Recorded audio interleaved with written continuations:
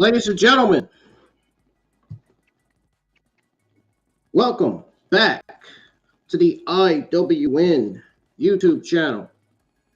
I'm IWN, and we are live for your NXT Halloween Havoc 2022 review. This is your NXT Halloween Havoc 2022 review.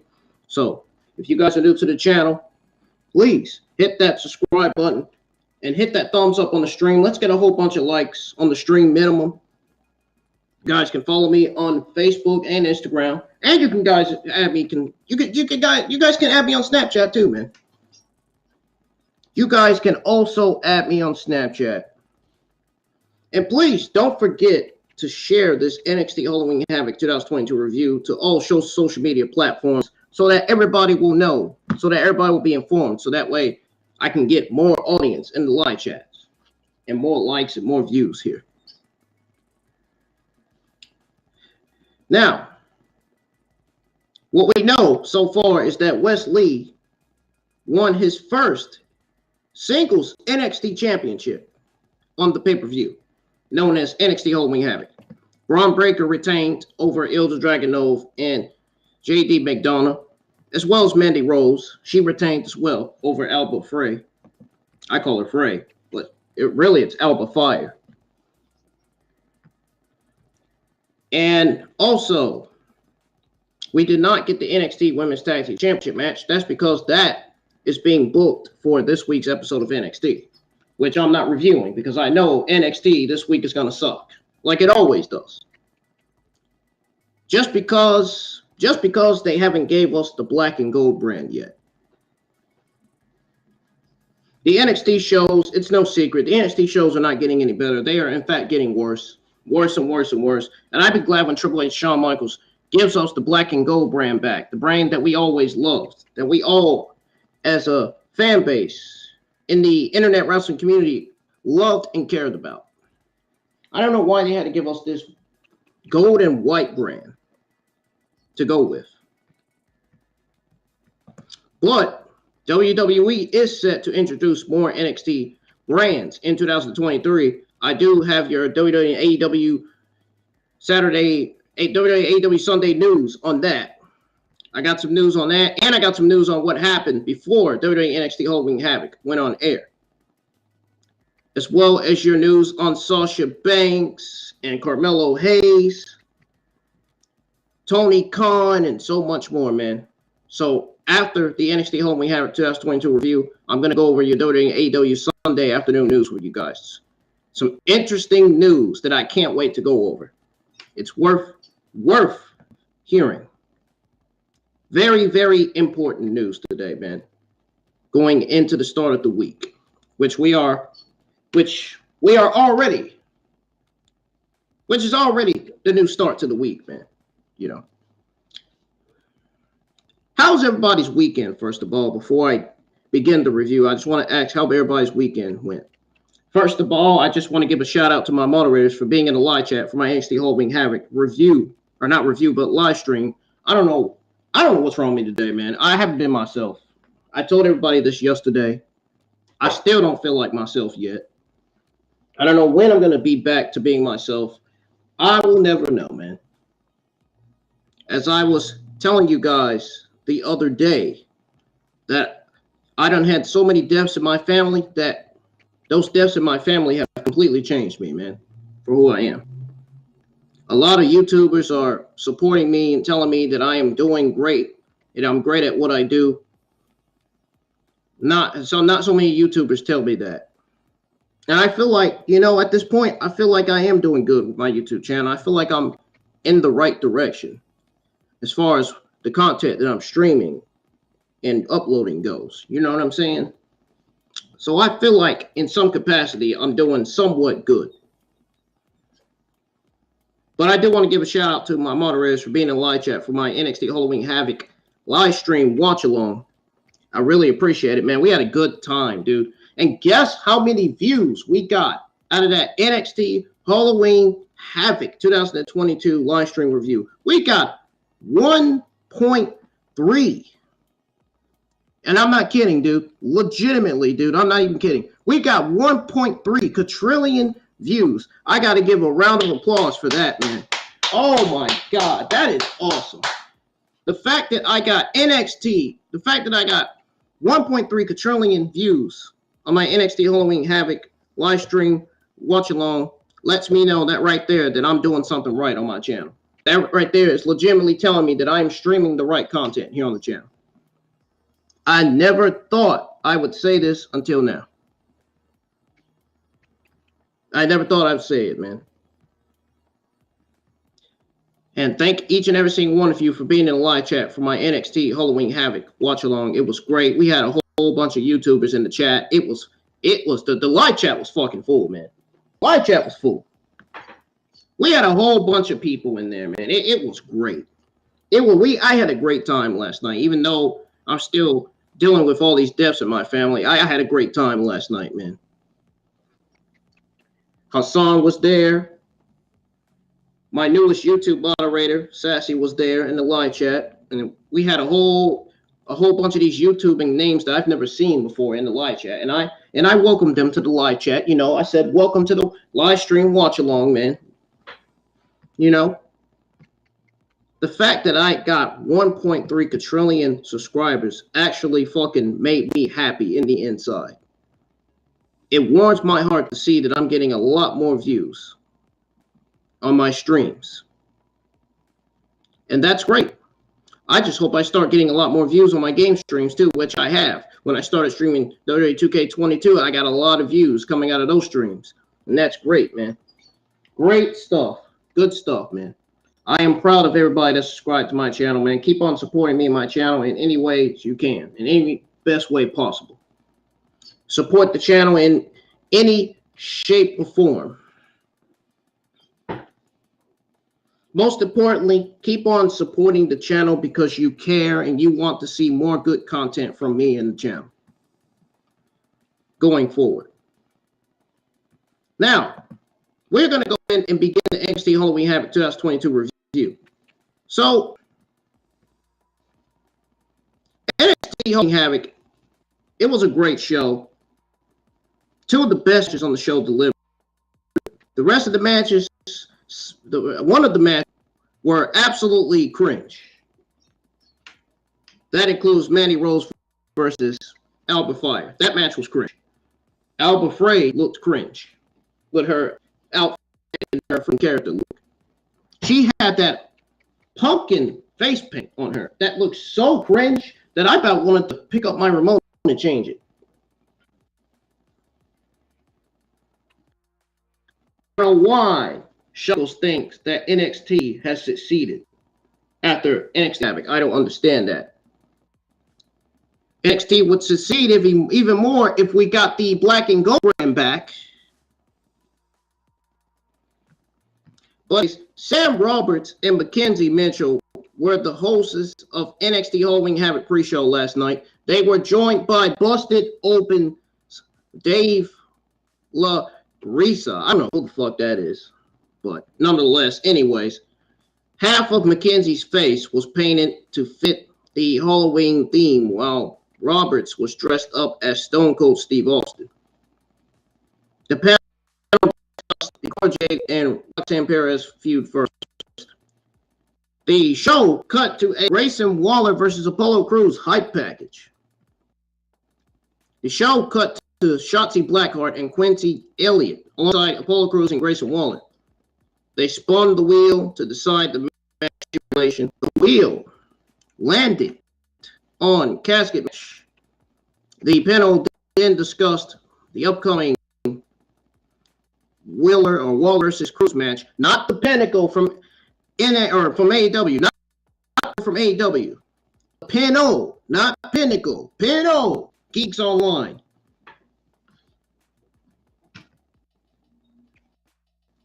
Braun Breaker was showing the WWE Performance Center from the parking lot. I believe he has a new NXT title. Now, they cut to footage where Alba Fyre was wearing the loose Mordos, or whatever the fuck it is, the loose Mordos face paint. I don't know what the hell that was. That looked so cringe on her. I'm not even going to lie to you. That face paint looked so cringe on her, legitimately. on half her face. She invited Mandy Rose to a haunted house. I can't get off of that. I can't get off of what Miz Production said last night in the live chat. He said, never mind, cringe. Oh, it had me laughing last night when I was live by NXT Halloween Havoc. Lunch watch along. God, that Miz Production guy is funny, dude. He is hilarious. Man, Miz Productions, man. I gotta be honest with you, bro. You're a fucking comedian, man. I don't know where you came up with that. That was funny, man. Holy shit, man. That had me laughing last night.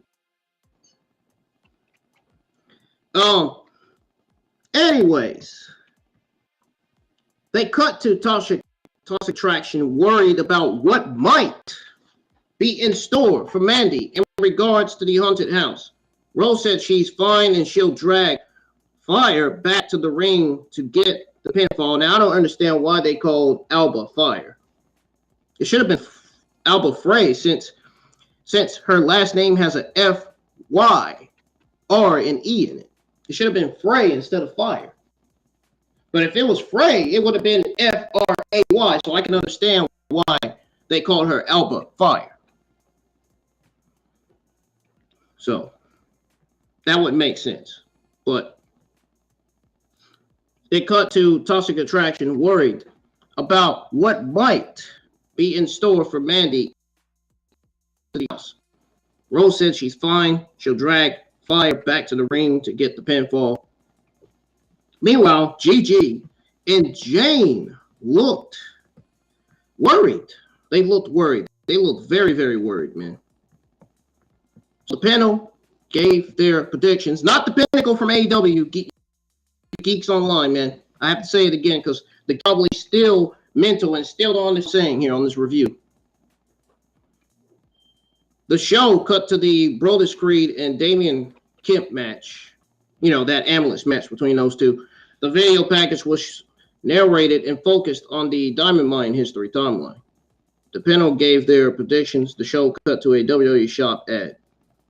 J.D. McDonough was shown arriving to the WWE Performance Center. The panel then thoughts on the NXT North American ladder match. You know, that vacant North American Championship that Solo Sikoa had to strip off. He had to be the one that time that Solo Sikoa got stripped off. The NXT North American Championship. The show cut to a hot package for the NXT Championship match. The panel gave their thoughts and predictions for the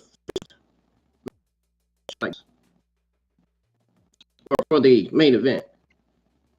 Whatever. Elgin was shown arriving to the WWE Performance Center while Toxic Attraction were leaving, presumably to head to Alba Fyre's haunted house or whatever. The panel gave their thoughts on the championship match. The panel ran through the finalized Halloween Havoc card. Mackenzie sent the show to the main event. As supported Peacock users were sent to a series of commercials. Yeah, that includes myself.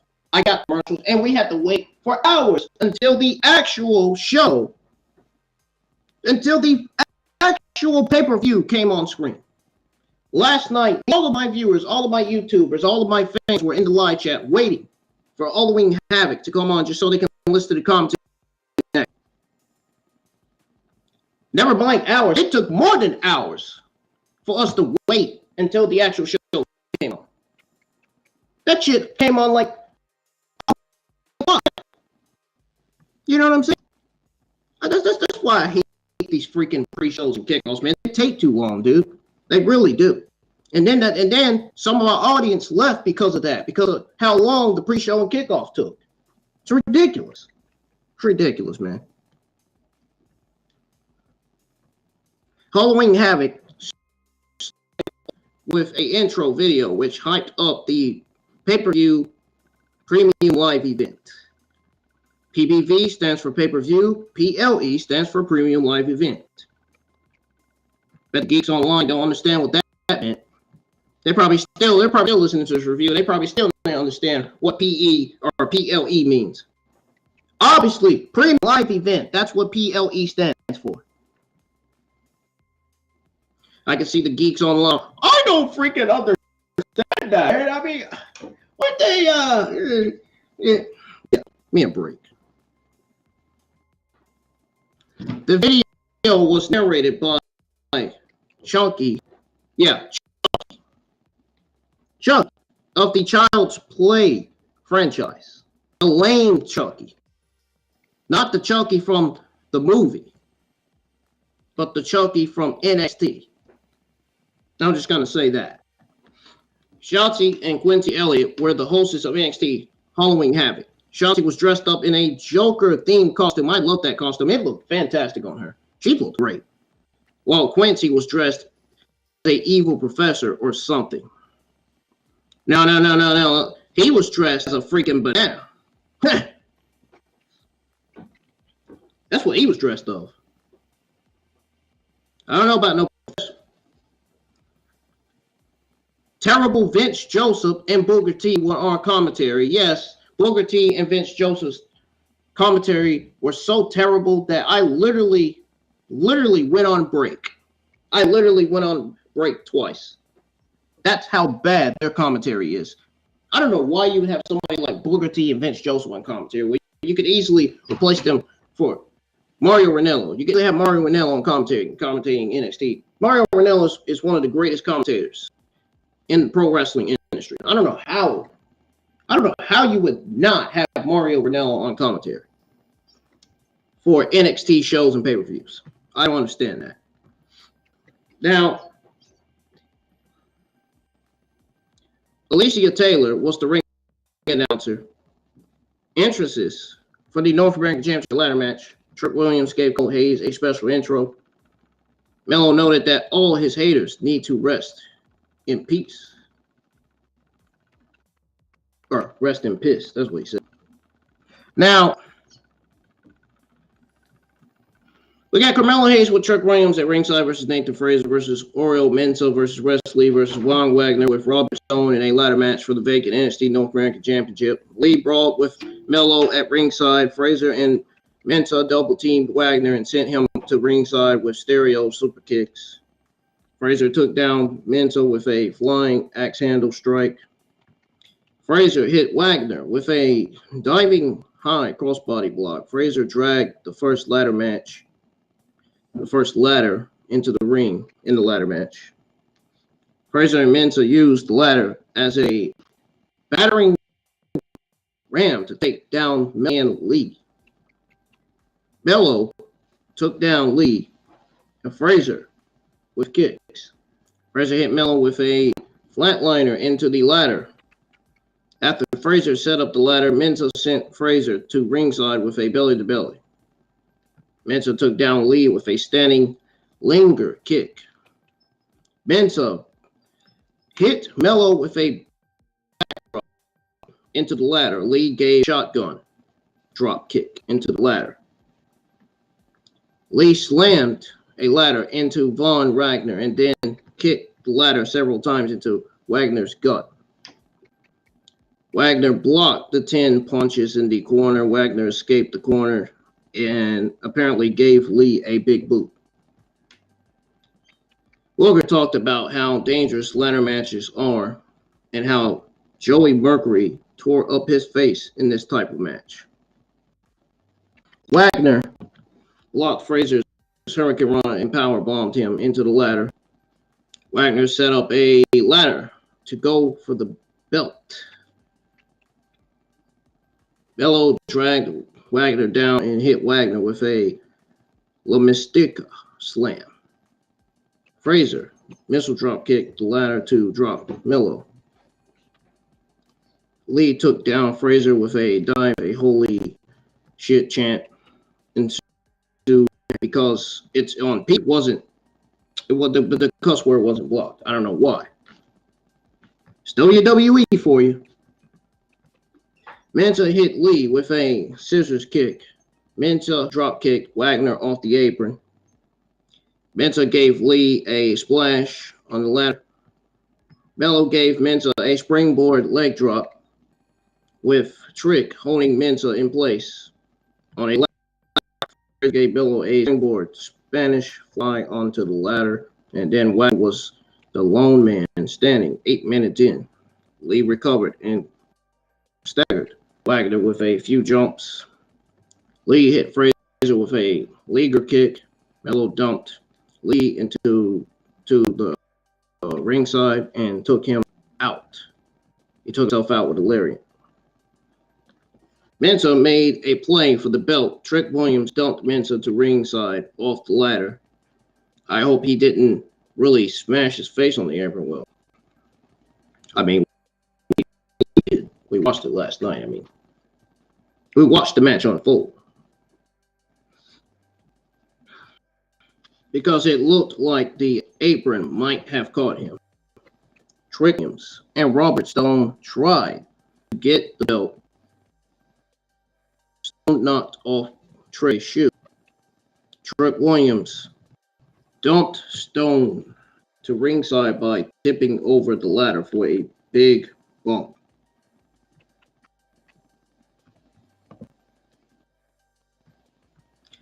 Now,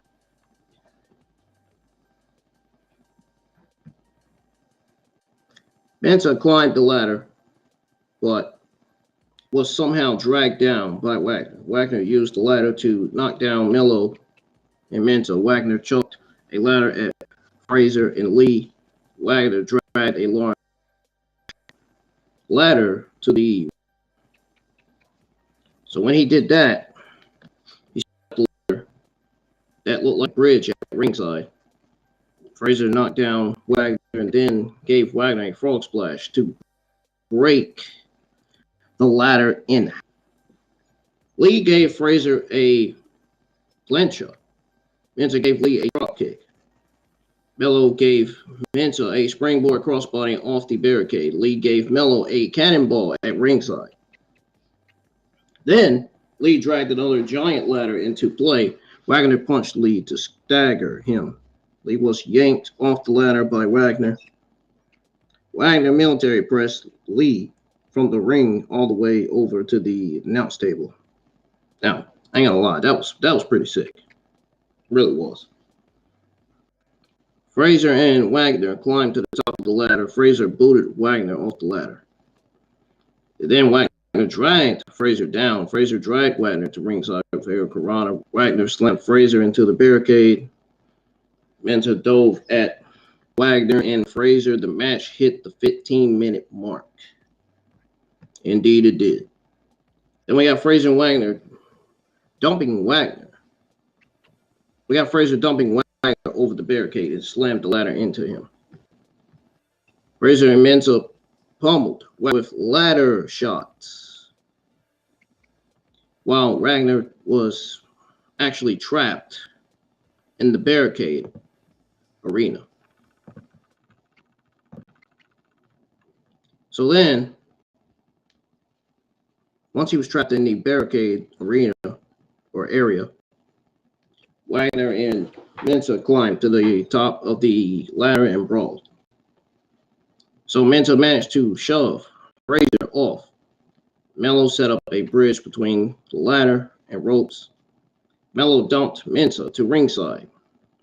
Lee climbed a ladder and ringside like a bridge, then gave Melo a flying punch to knock him off the ladder. Melo and Lee traded right hands with a ladder between them, and then Lee gave a jawbreaker on the ladder. Melo and Lee traded punches on the ladder bridge. Lee got the higher ground and gave a meteora on top of the ladder bridge. Lee climbed to the top of the ladder and retrieved the championship. So this was a splendid ladder match. It was.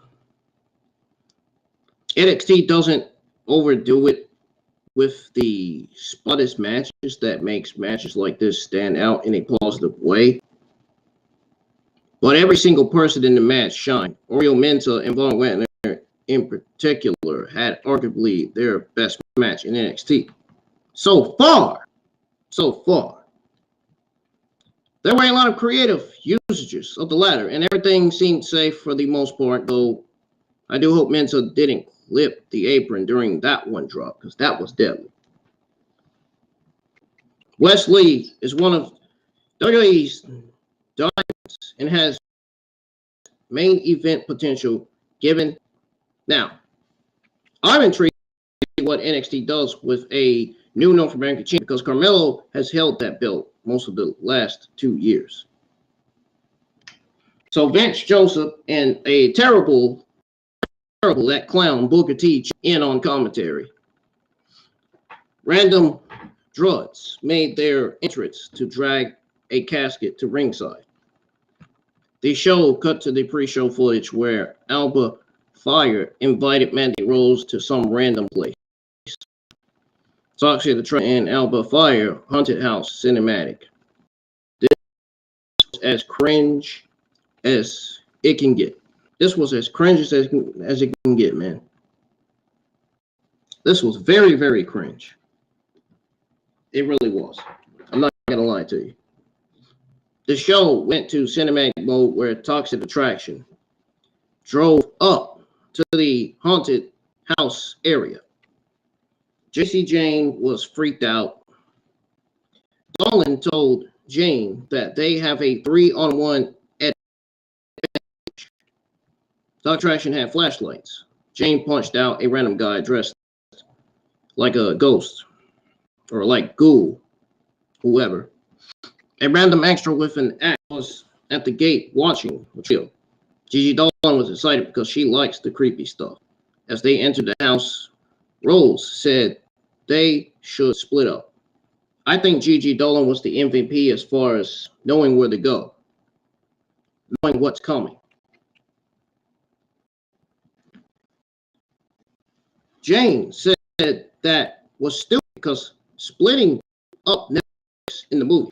Rose convinced them to split up while Dolan continued to be hyped. The camera followed Jane, who was freaked out by the random movies, states, and skeletons. It makes me wonder. Dolan being hyped. It makes me wonder, could Gigi Dolan be heading towards a babyface turn? It makes me wonder. When I see the word hyped, it makes me wonder if they are turning Gigi Dolan babyface. It makes me wonder if they're going to have Gigi Dolan turn on Mandy Rose and JC Jane or not. It makes me wonder when I got that word hype. Got my suspicions here, man. I got my suspicions on Toxic Attraction, man. I don't know what's going on.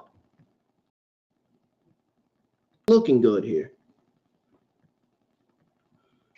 The camera followed Jane, who was freaked out by random moving status.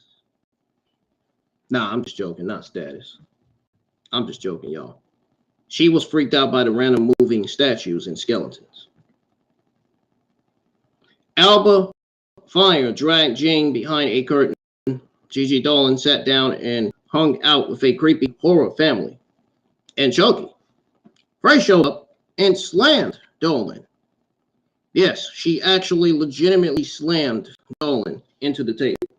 I'm not kidding. She did. Dolan brawled in the kitchen. Fyre super kicked Dolan into a fridge where there was a random creepy dude in it. Rose ran into an executioner where she kicked him in the balls. She legit kicked him in the balls, man. I'm not even joking. That looked like that hurt, man. Fyre felt Rose. It hit her in the gut with the bat. Then a random creepy horror dude slide and was kneed by Rose. Rose got the bat, but it was taken down. It was taken away by a pumpkin head. It was taken away by a pumpkin head dude. Now, I don't understand why they would have a pumpkin head. Well, because it's of course they're going to have pumpkin head. Rose was carried away after being distracted by a creepy guy with a slit throat. Fyre put Rose in the SUV and drove away from the haunted house. On their way back to the WWE Performance Center. Pro wrestling cinematics can be hit or miss. I mean, I 100% understand. I don't blame people for saying that this was cheesy and cringy as hell. It was cringe. There was a whole bunch of cringe in this haunted house. There was a whole bunch of in this haunted house, man. But I personally thought it was sort of well done. Not that much well done. Not that much. Wasn't that done. The production solid, and they actually to have put a bit of budget in some of the horror costumes in the house. Now, each Toxic Attraction member really got over their diverse personalities here.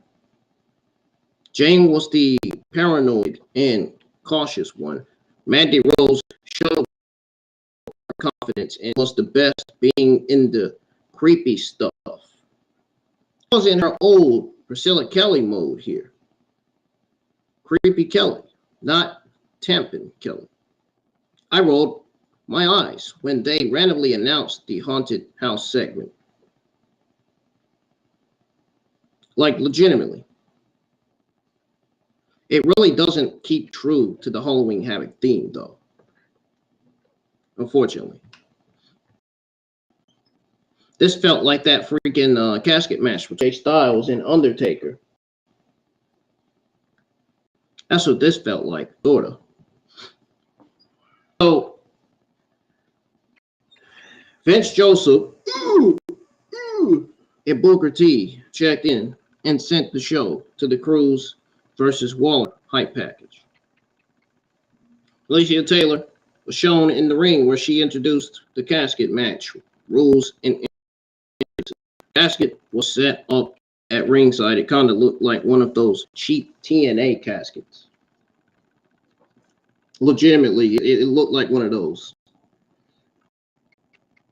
Now, I will say this.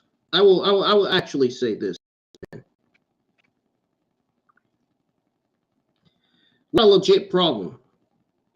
If we would have a legit problem if one of those caskets looked like one of those TNA caskets. I think some fans would be fucking fussing really, really hard at this. I don't know. I think the fans would be furious, to be honest. I don't even think fans would even care about someone saying that it kind of looked like one of those cheap TNA caskets. Really. But we got Apollo Crews versus Grayson Waller in a casket match, nonetheless.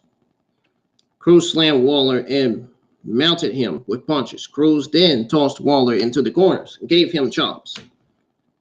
Waller came back with a jumping crescent kick and mounted punches. I don't know what those moves were he did in the ring. I didn't understand it. I didn't understand why they had to say crescent kick like that. Why did they have to say it like that?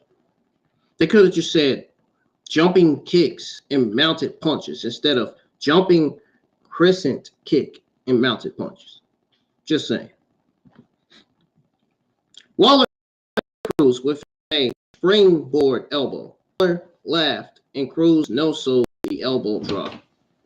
Crews hit Waller with a standing moonsault at ringside from the apron. Waller and Crews brawled on the ramp.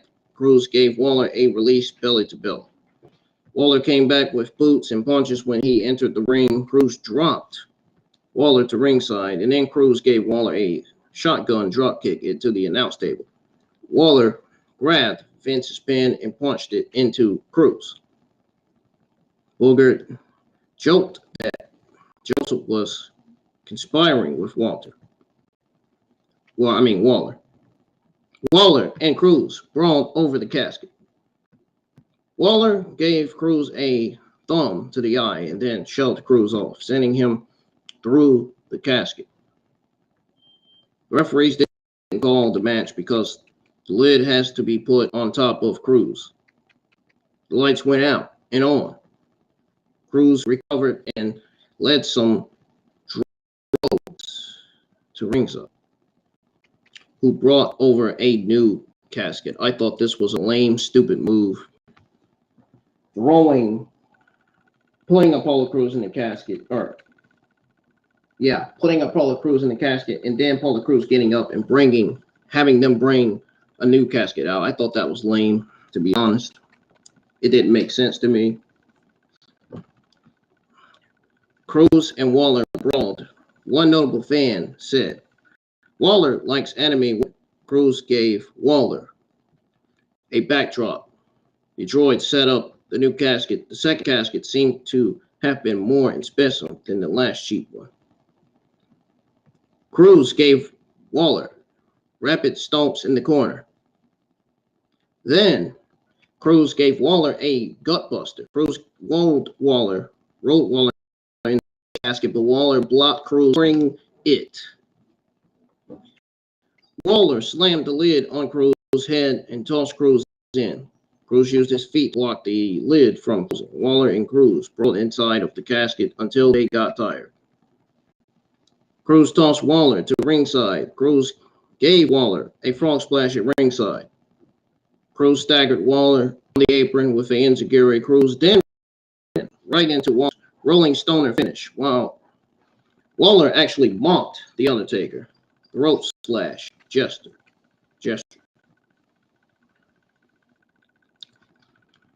Crews reversed a tombstone into a bona fide gutbuster.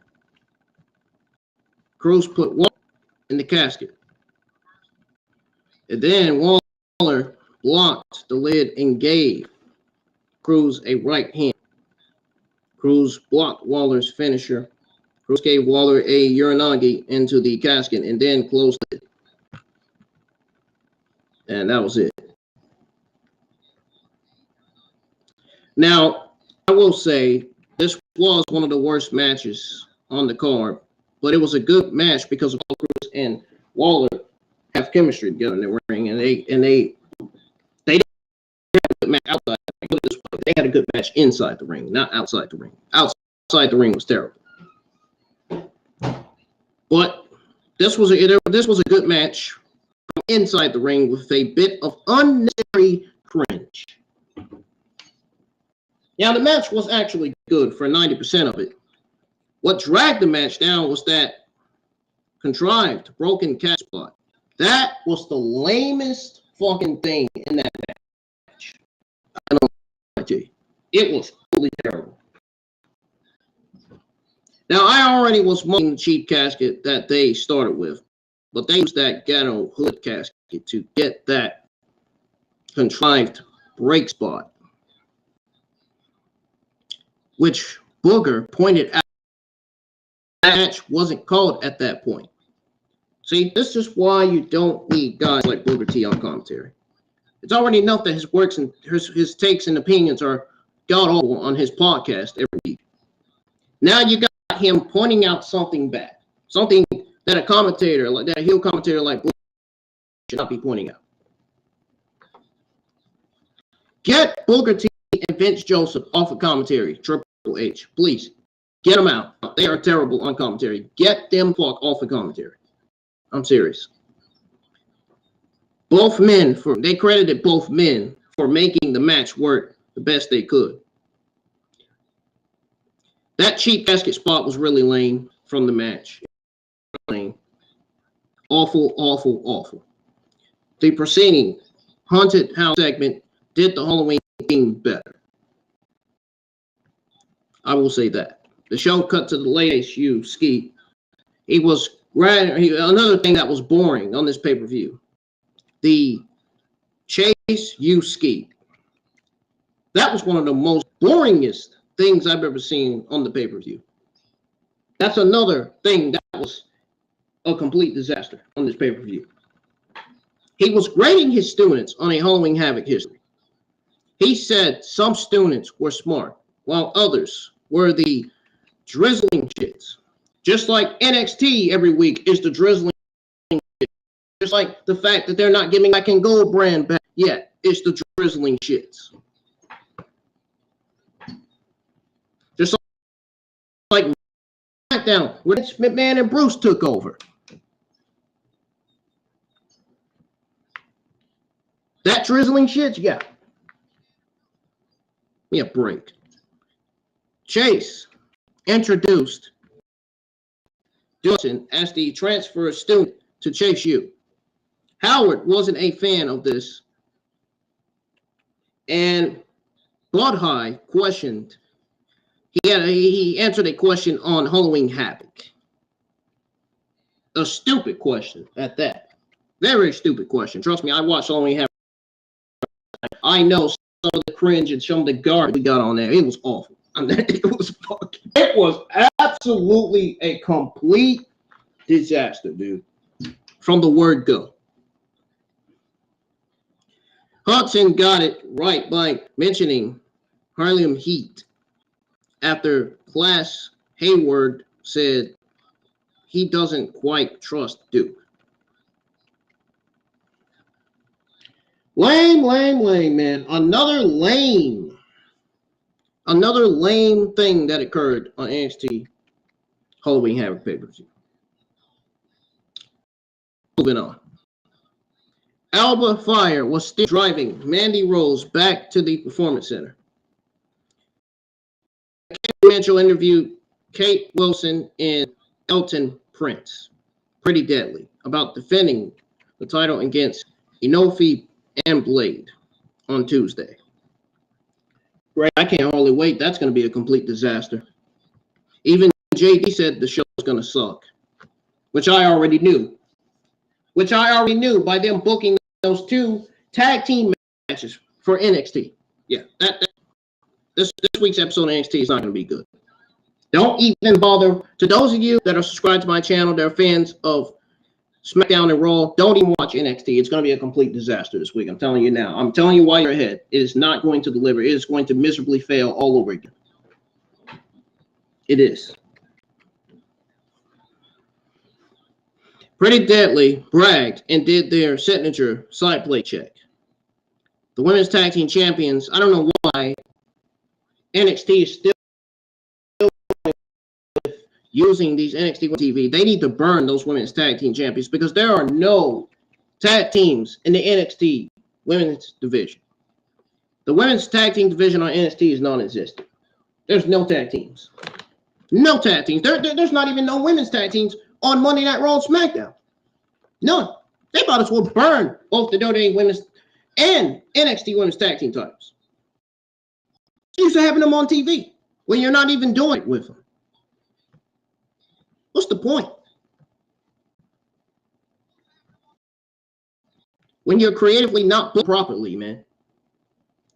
Every time they put a championship on somebody's shoulder, the next week later, they lose as champions.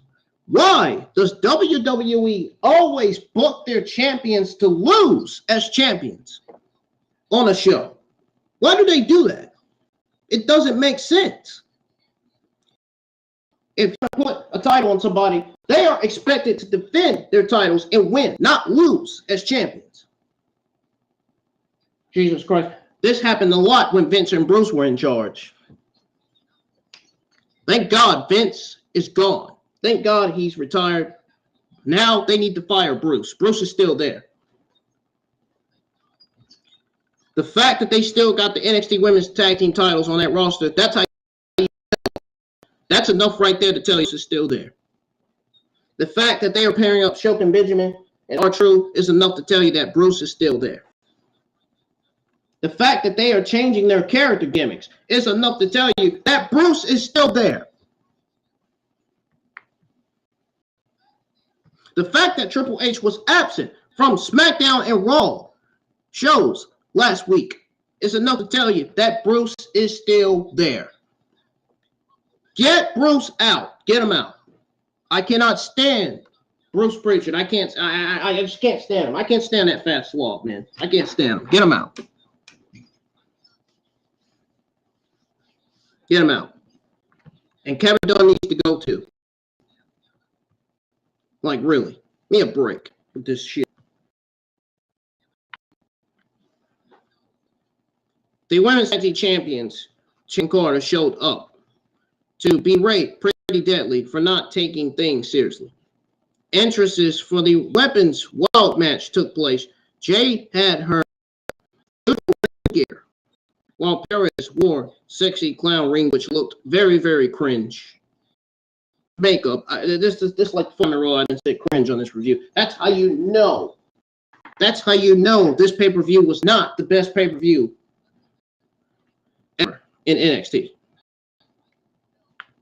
This pay-per-view wasn't the greatest. It wasn't the best. I'll give you guys my full thoughts on this pay-per-view once I get done reviewing NXT Halloween Havoc. So continuing on with the review here. We got Roxanne Perez versus Cora Jade. Now, as JD stated, and he's absolutely right, Roxanne Perez is great. Cora Jade just as great, but as he said, she's wrestling like Liv Morgan, and I can see it. When I watch it, I myself can even see that she is wrestling and acting like Liv Morgan on NXT.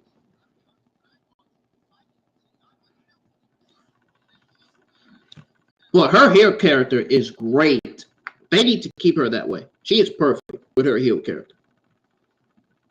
Cora Jade is great with her character. Her promos is going to need some work. And you know what? Her ring gears, man, the ring gears are great. They won't need work. Her promo needs some work, though. Her in-ring skills need work, too. That's the only two things that need work as far as Cora Jade goes. Now, Perez tried to hit Jade with a skateboard.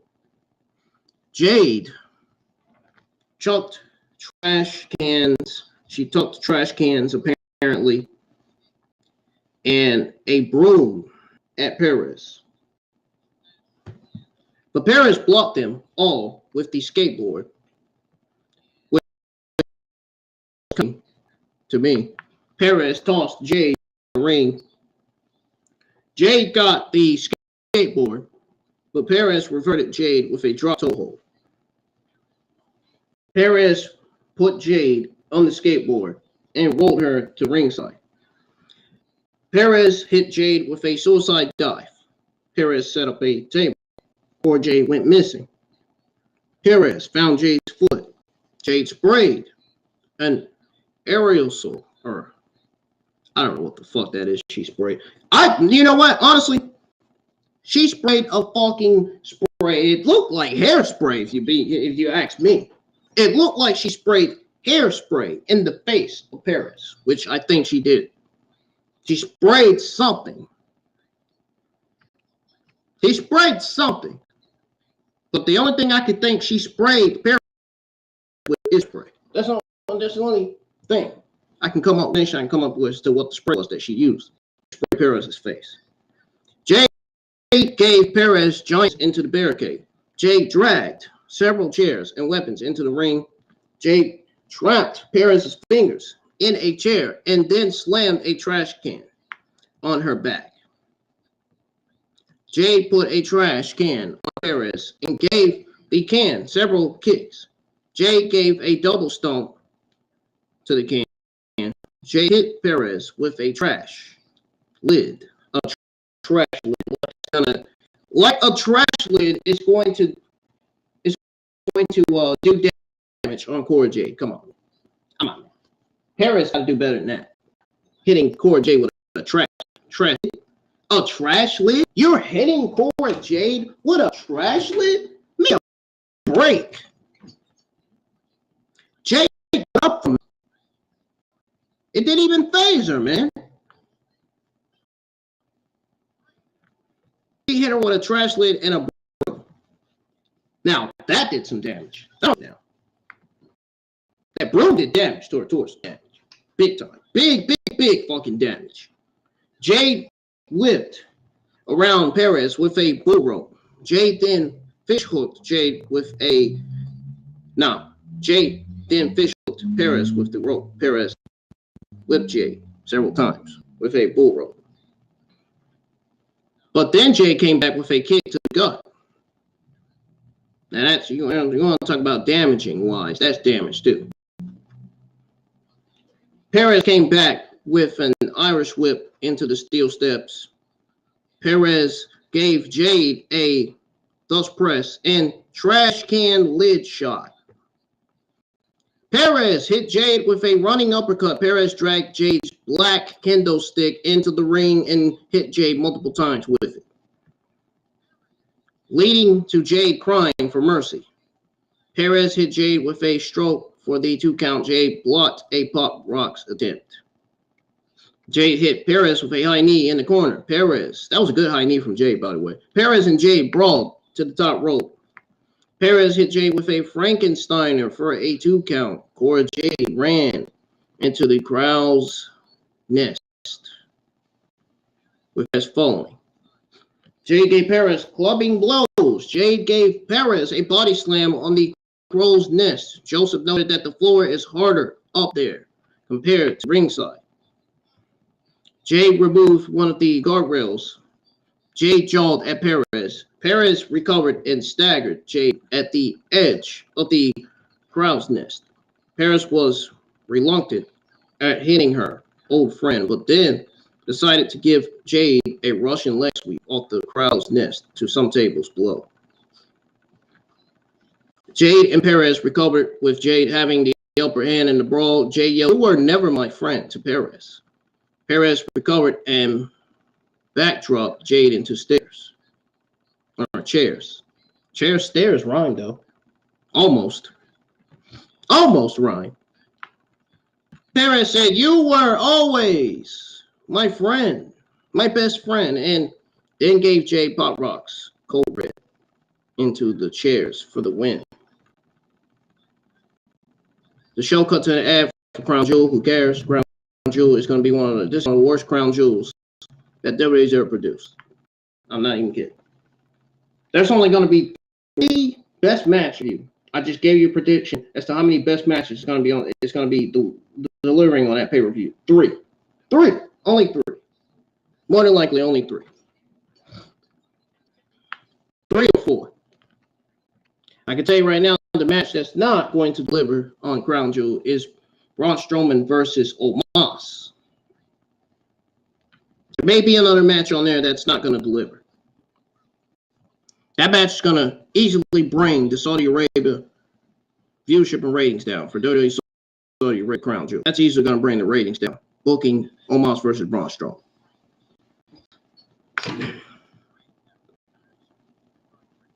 Now, as far as the match between Roxanne Perez and Cora Jade goes, it was a good match for what it was, I guess. It was also a good match that started out a bit slow. Bruce is slow with his producing and writing. Like Bruce Pritchard is slow at his job as the director. Just like Vince McMahon is slow. Well, slow when he took charge as chairman of WWE. Just like, well, I was going to say Rampage, but Rampage, they rushed the shows too much. AW rushed their Rampage shows way too much, man. They need to slow down a little bit. They really do. But, you know, I felt with the match between Cora Jade and Roxanne Perez seemingly moving at a snail's pace most times. Jade was on offensive. She was on the offensive, but Jade wasn't showing urgency either. I also think that's something she needs to do a better job at in the future, in future matches. Now, heels can be methodical and show some urgency too.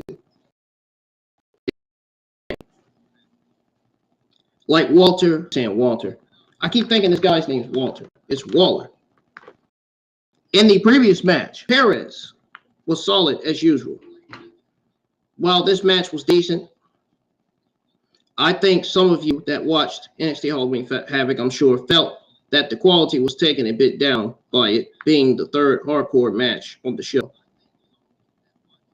Now, I'm pretty sure some of you also feel like that, you know, you haven't seen the best these two can do yet.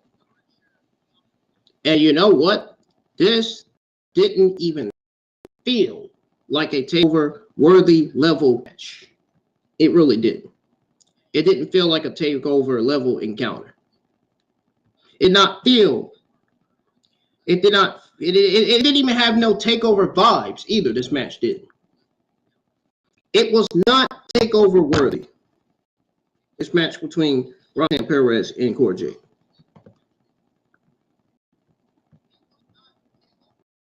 It was not the greatest match, and it's certainly not the best match. It was a good match. It was a good match, but not all that good. Not all that great. It was a solid match, but not all that. It was a brilliant match, but not all that fantastic. I'm going to say that. The show got to a random person burning a mask in a fire. I think it was the old Mace and T-Bar band mask, meaning this is probably a tease for the return of Dominic Dijakovic. Why the fuck would you tease a return of Dominic Dijakovic for NXT when this easily could have been a tease for him to return to the main roster, return to Monday Night Raw? Hello. That's where Dominic Dijakovic needs to be in Monday Night Raw. He needs to be on Monday Night Raw or SmackDown. I think he needs to be on SmackDown, if anything. It needs to be on SmackDown, if anything, for real. SmackDown can really use Dominic Dijakovic. SmackDown needs more talents, like Dominic Dijakovic and Carmelo Hayes. And speaking of Carmelo Hayes, I do have some news on Carmelo Hayes teasing his main roster call-up. I told you guys last night that Carmelo Hayes was going to lose that vacant North American Championship match. And here I am, IWN, right again. Right again, man. Legitimately. Nobody's more right like I am, man. I do. He was going to lose that match, dude. We're going to go over that here in just a minute, that ladder match. Unless we already went over it. Yeah, we did go over that ladder match already. But I knew he was going to lose that ladder match. Now he is being signaled for a main roster call-up. And I'm going to give you guys my thoughts on his call-up and who and which brand he'll be on. It's an easy answer as to which brand he'll be on. As far as the mystery partner goes, I already mentioned his name last night in NXT Halloween Havoc. But don't worry, I damn sure ain't scared to mention his name again.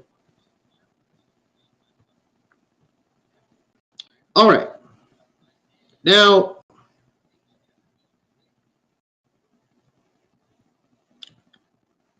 like I said,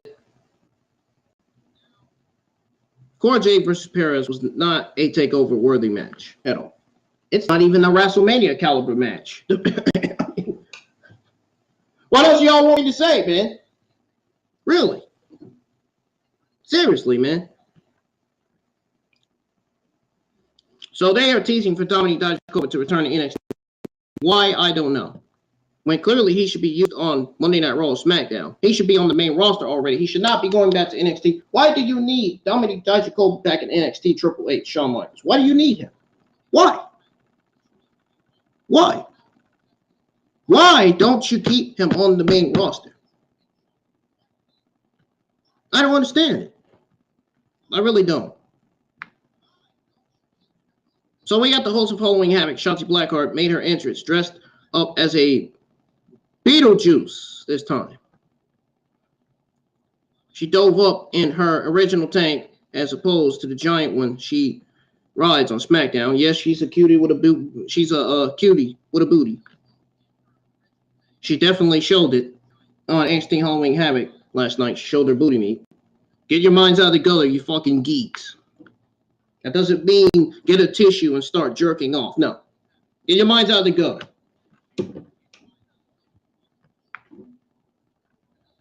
Shotzi talked about how exciting Halloween Havoc has been so far and how there is more to come. She wondered where Quincy Elliott was.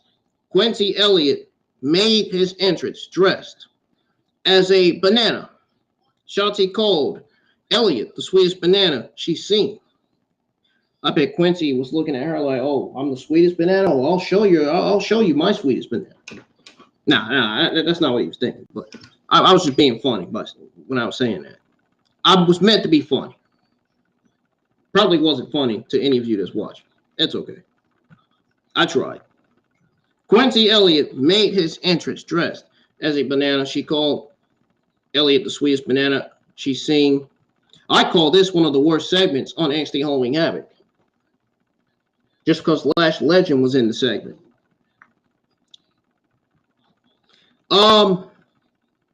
Yeah, Lash Legend made her entrance all of a sudden. I am not a fan of Lash Legend. She is absolutely awful, and I'm not going to lie to you. She is terrible. They need to give her a better character gimmick. They need to give her a better entrance. She needs to work on herself a little bit more. She's not good at all. She's terrible. She's cringe. She's all kind of shit. She's all kind of stuff. Lash has a very bright dress on. Yeah. Yeah, bright. That shit look ugly as hell. Lash called Shotzi a green goblin and said she should have been host. No, hold on. That's when you're wrong. We don't want you to be host. We'd rather Shotzi Blackheart be a host than you are. You are not a better host. You are terrible. You would absolutely be a terrible host for NXT Halloween Havoc. That's a good thing Triple H and Paul Levesque didn't bicker in the first place. I mean, hold on. Who the fuck wants to see Lash Legend being a host of NXT Halloween Havoc? I mean, really, man. I mean, really, bro. Give me a break. As terrible as she is on the mic, especially her terrible promos, good gracious, man. No way. No way I have somebody like that hosting my show. Nah. Sorry. I'm sorry. Lash Legend can easily take an L because this segment sucked. She can easily take a loss. Easily. I didn't like it. Her promos absolutely not takeover worthy at all.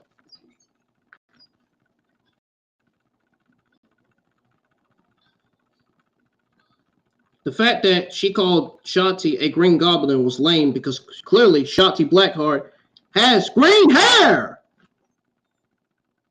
And you got some nerve to call her a goblin. Doesn't even look like a goblin.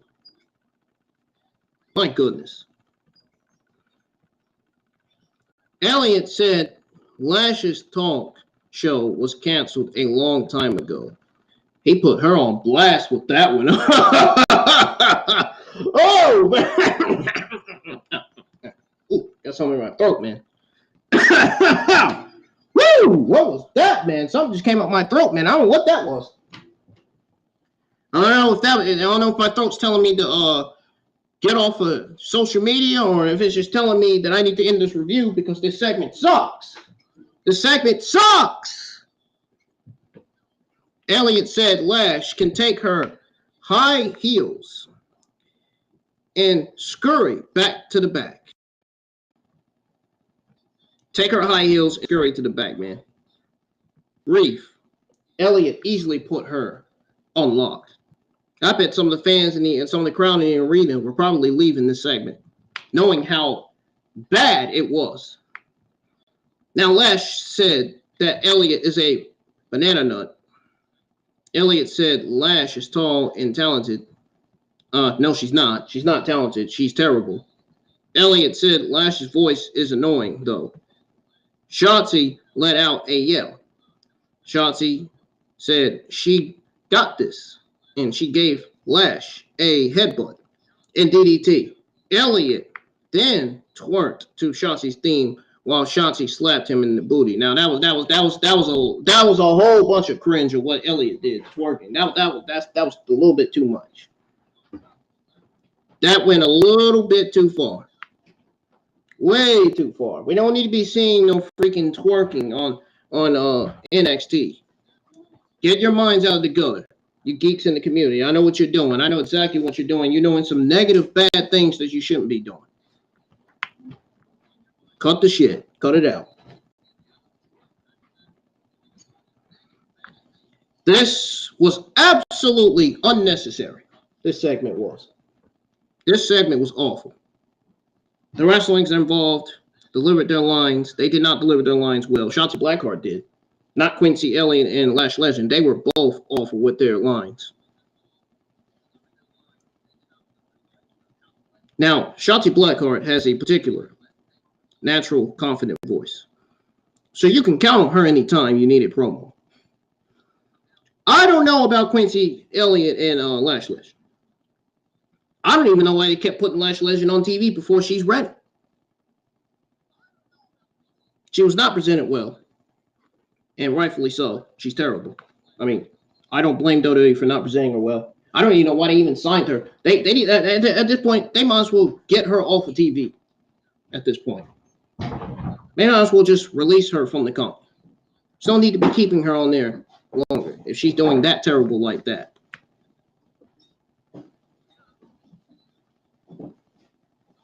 And she will never be main roster ready. Never. Never. They didn't have to wrestle. But she does stand above everyone else in developmental. No.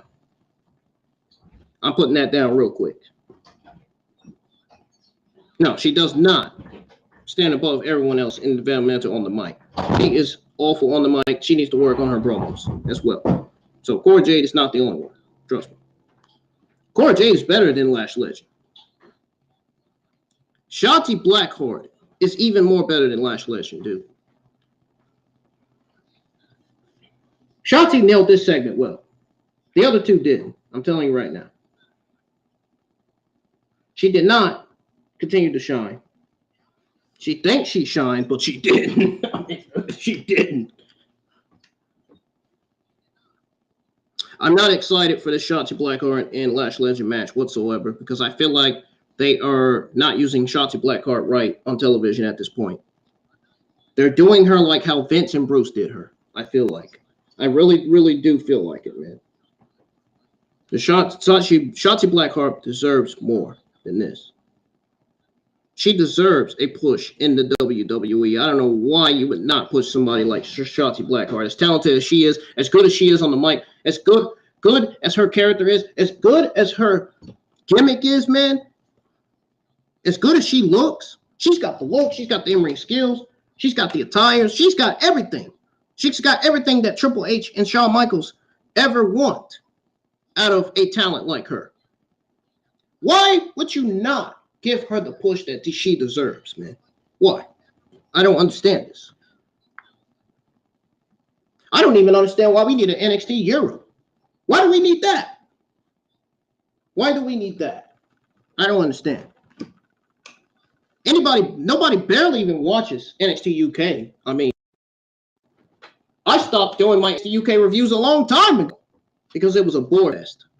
Complete bore fest, man.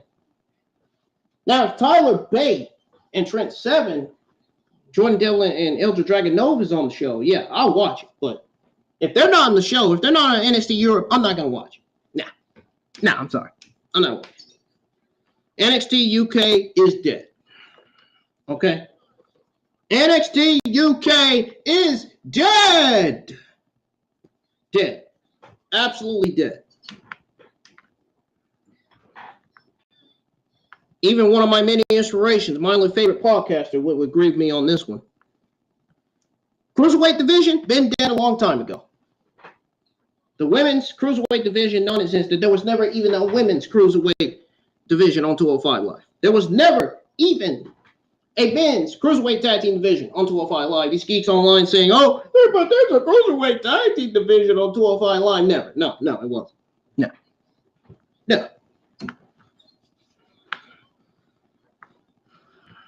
I can't stand these geeks online, dude. That's why I don't have. That's a good thing my Twitter accounts are suspended. Where I don't have Twitter anymore. Fuck Twitter. I don't need Twitter now that I've unlocked a feature to where I can post my YouTube thumbnails and post voting polls on my community page on my YouTube channel. That alone should tell you right there that I don't need Twitter anymore. I'm glad I don't have it. I'm glad I'm not on there. But I can see people's activities on there. I can see what the geeks post, what the geeks tweet out on Twitter, man. I can see it. Don't ever think that I don't see the activities, because I can definitely see what everybody's posting and tweeting out.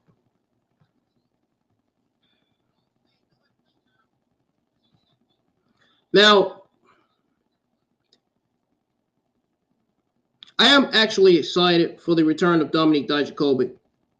I feel like the reason why they are sending Dijakovic back to NXT is just so they can build him up.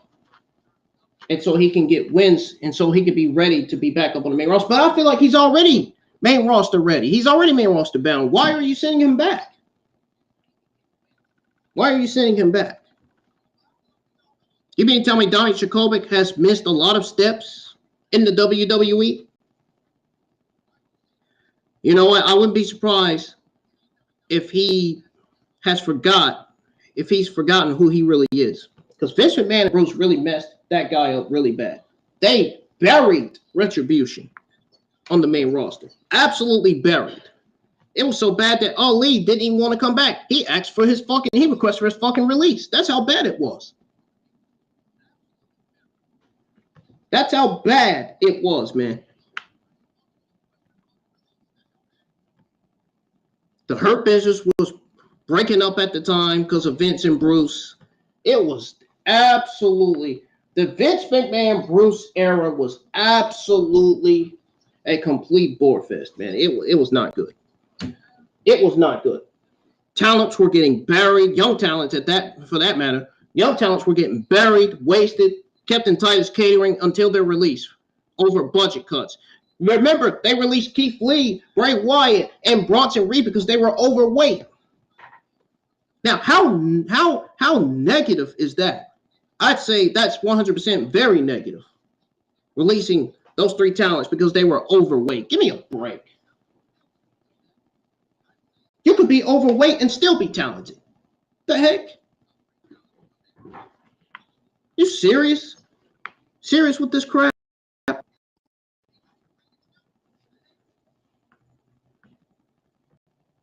Look at Nyla Rose. She's overweight. She's talented. Look at Nia Jax. She was able to wrestle in WWE. She was overweight, but she was talented. Look at Doudrop. She's talented. She's athletic. You know what I'm saying? I don't get it. I really don't. Well, we did see the brutal of T-Bar mask. Now, there is a part of me that wanted to see him maybe do the, well, no. Actually, no. I'm going to stop you right. I'm going to stop it right there. Now, I will say this. Some of these geeks in the community wanted Dominik Dijakovic to do the male model thing with his best friends. That does not fit Dominik Dijakovic's gimmick. I'm sorry. No. I'm going to say no for that one. They need to give him his feast your eyes gimmick back. That's what they need to do. Get his old gimmick back from NXT. His own gimmick from NXT should be applied to the main roster, in my honest opinion. But you know, at that time, Vince and Bruce didn't give a shit about Dominik Dijakovic, so they turned him into T-Bar. Treat him as if he was trash. Now, all of a sudden, Dominik Dijakovic is seemingly getting sent back to NXT for what? Oh, because he needs training in the Performance Center. Give me a break. He doesn't need training. All you have to do is build up the guy. He's championship material. Why would you not want to use him on the main roster on television? I don't get it. The guy is talented. He's great. He's got great in-ring skills. He has a great NXT theme song. He has a great NXT Titron theme entrance. The guy is amazing. And yet you want to send him back to NXT because he was buried and wasted as T-Bar by Vince McMahon and Bruce, right? Give me a break. Do it look like Dominik Dijakovic wants to go back to NXT? My answer is no. He's seeing how NXT 2.0, he's seeing how dead NXT 2.0 is. Do you really think Dominik Dijakovic wants to go back to NXT? No.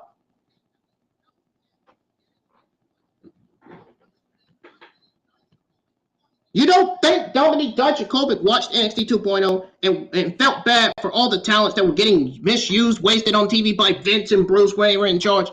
Come on, man. I'm not going to sit here and play plagiarism with you guys and say, oh, Dominique Dijakovic actually enjoyed watching NXT 2.0. Are you serious? Come on. You guys are thinking outside the box. You guys are jumping the gun a little bit, man. Don't you think it's a little too late to be sending him back to NXT? I mean, I think it is. These geeks online don't think that. Who the fuck these geeks online? I don't even care. Forget it. I don't even care. I don't even give a fuck, man. I don't even give a damn. I don't even give a damn, man. Do not send him back to NXT. Keep him on the main roster.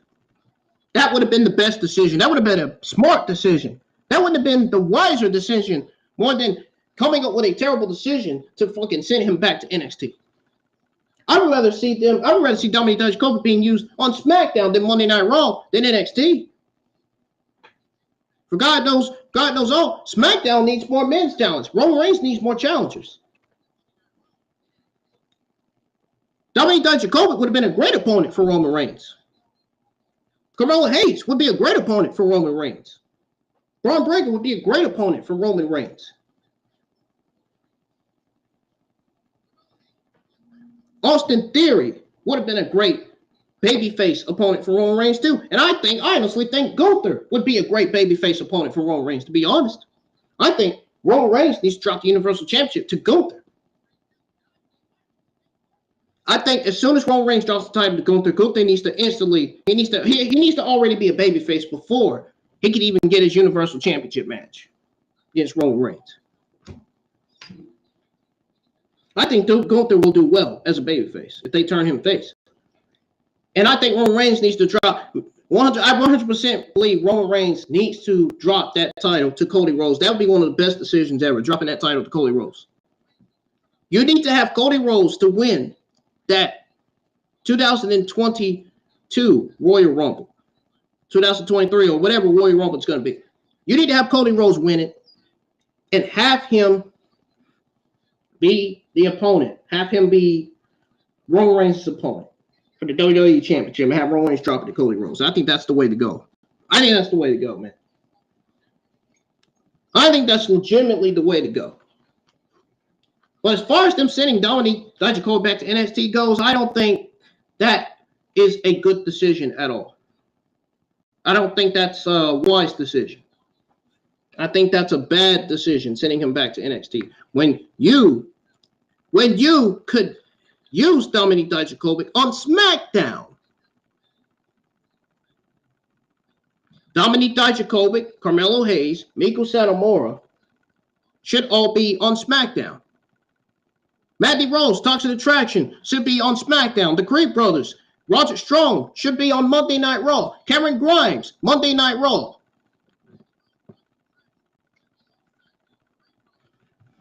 Carmelo Hayes, SmackDown. It's not that difficult. Tyler Bates and Trent Seven, Monday Night Raw. Monday Night Raw needs more tag team divisions. If you have the Creed Brothers, Mustache Mountain, Street Profits, and Alpha Academy down there, and you have Indus Sher down there with them, dude, that would be a solid tag team division right there. Even if you brought back the Authors of Pain, it would be a solid tag team division, man. It would be, legitimately. That tag team division will be on the right track if you had Creed Brothers and Mustache Mountain on there, especially DIYs, Johnny Gargano and Tommaso Ciampa. Period, point blank. Enough said. Enough said, man. Dominique Dijakovic should be on SmackDown, not NXT. I'm sorry. I'm sorry, bro. That's how I feel about it.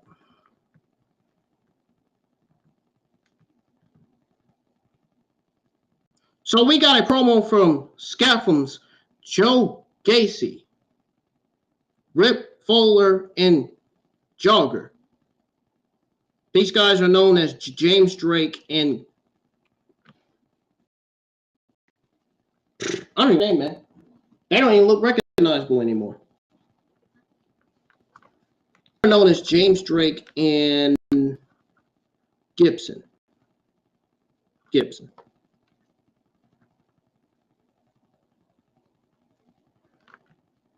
They cut a promo about Mask.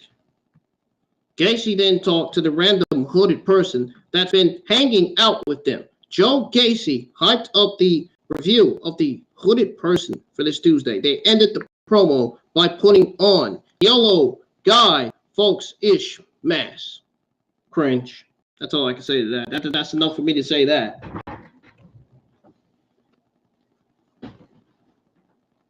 Cringe, man. They wearing that yellow mask. The fact that Joe Gacy, James Drake, and Zach Gibson, I came up with his name. His name is Zach Gibson. Now I remember. Those guys were the Grizzly Young Veterans. I don't understand how you can vary, waste, and misuse and mistreat the Grizzly Young Veterans as if they're jobbers. I don't understand how you are not having the Grizzly Young Veterans being used on the main roster. They are main roster ready, dude. I don't know how you don't have the Grizzly Young Veterans, James Drake and Gibson on the main roster. They should be in the Monday Night Raw tag team division right now. And yet you still got them paired up with Joe Gacy? Are you kidding me? This is the definition of complete garbage right here. They are not being used good on television. Triple H and Shawn Michaels needs to slowly put Zach Gibson and James Drake back together as tag team known as Grizzly Young Veterans. They need to hurry up and get them the way. They need to get them the hell away from Joe Gacy. Get James Drake and Zach Gibson the hell away from Joe Gacy. It is not doing them any good. They are getting more and more worse with Joe Gacy. They need to get away from them. We need to see the Grizzly Young Veterans on the main roster on Monday Night Raw. That's what needs to happen. Mustache Mountain, Creed Brothers, Grizzly Young Veterans need to be all on Monday Night Raw. That's three new tag teams for the tag team division on Monday Night Raw. That is 3 new tag teams that should be on the Monday Night Raw tag team divisions. I don't get it. I don't get why the young veterans are not being used correctly on TV. I don't understand this. You mean to tell me you got them paired up with Joe Gacy because Joe Gacy's elevating both of them, getting them ready for the main roster? Dude, they were main roster ready years ago. Years ago, they were main roster ready. I don't understand why you still have these 2 guys on NXT when you could be using them on the main roster on Monday Night Raw. SmackDown's tag team division is stacked. Monday Night Raw is the brand that needs more tag teams in that men's tag team division. With Creed Brothers, Mustache Mountain, and Grizzly Young Veterans on the Monday Night Raw tag team division, man, that division would be solid. That division would be better than ever. That division would be the greatest that it's ever been. That would ever be.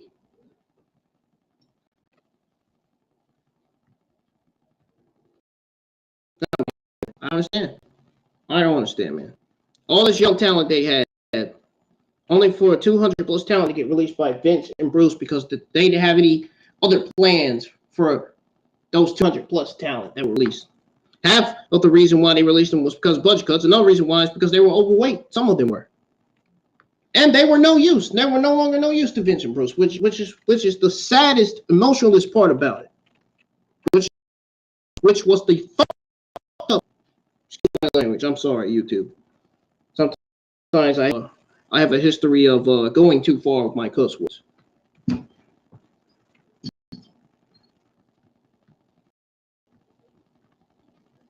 So, Joe Gacy, by the way, hyped up the review of the hooded person for this Tuesday. They ended the promo by putting on yellow guy folks-ish mask.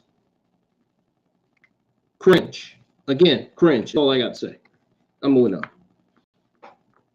Between Violent by Design and Scaffold, I'm legitimately done with these undercard wrestling codes, man. I really am. And control your narrative got god-awfully boring after showing so much potential initially. Legitimately, not even a high package heir to hype versus Camp Creed versus Damian Camp. The ambulance was led to the area near the crowd. Damian Camp made his entrance with a chair that had the name Julius written on it. Oh, you know what this reminds me of? This pay-per-view reminds me of Worlds Collide when they made one of the worst decisions ever to have Mandy Rose unify the NXT UK Championship, when it easily should have been Blair Davenport winning that match.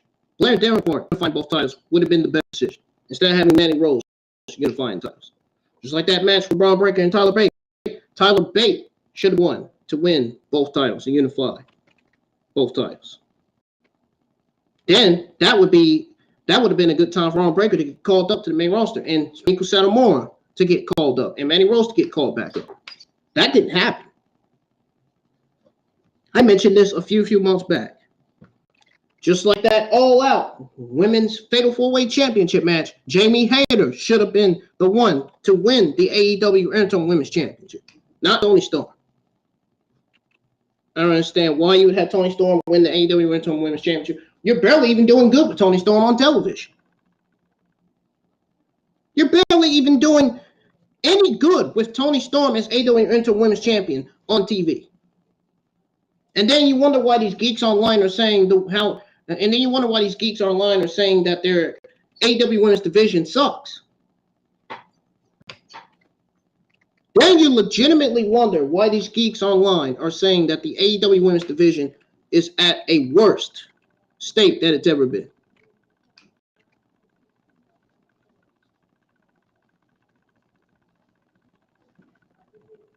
I'm moving on.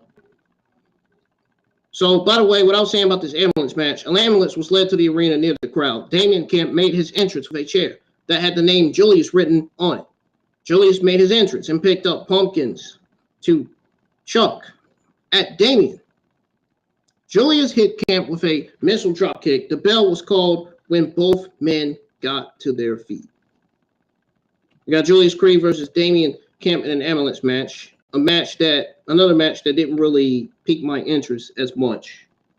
Nonetheless, it was decent. It wasn't the best. It wasn't the greatest match. It wasn't NXT TakeOver. It wasn't a WrestleMania caliber match. It was just a solid, typical ambulance match that you would get on a Halloween pay-per-view like this.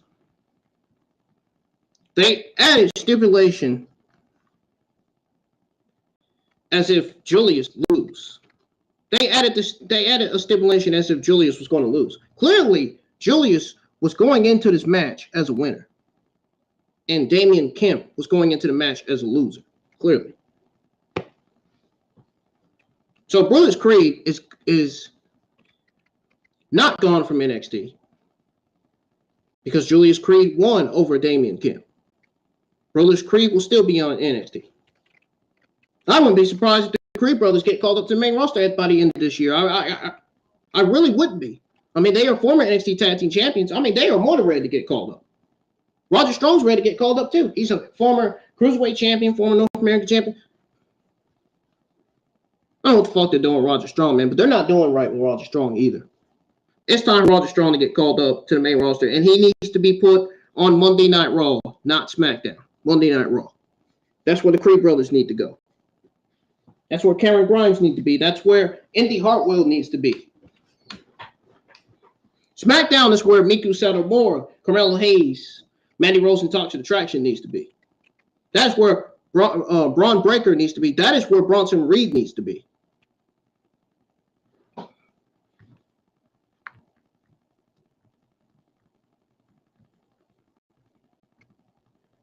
Clearly, WWE is not getting Matt Taven because he's on the NXT. He's on the W roster now. Now, Julius tossed Camp all over the ring at ringside. Julius hit Camp with a suplex at ringside. Damian and Julius brawled to the backstage area where fans were allowed to watch. Camp was put in the ambulance, but he blocked the door from closing with a crutch. Camp chucked several crutches at Julius. Camp got the upper hand by hitting Julius with a crutch. Julius yanked it away and chucked it.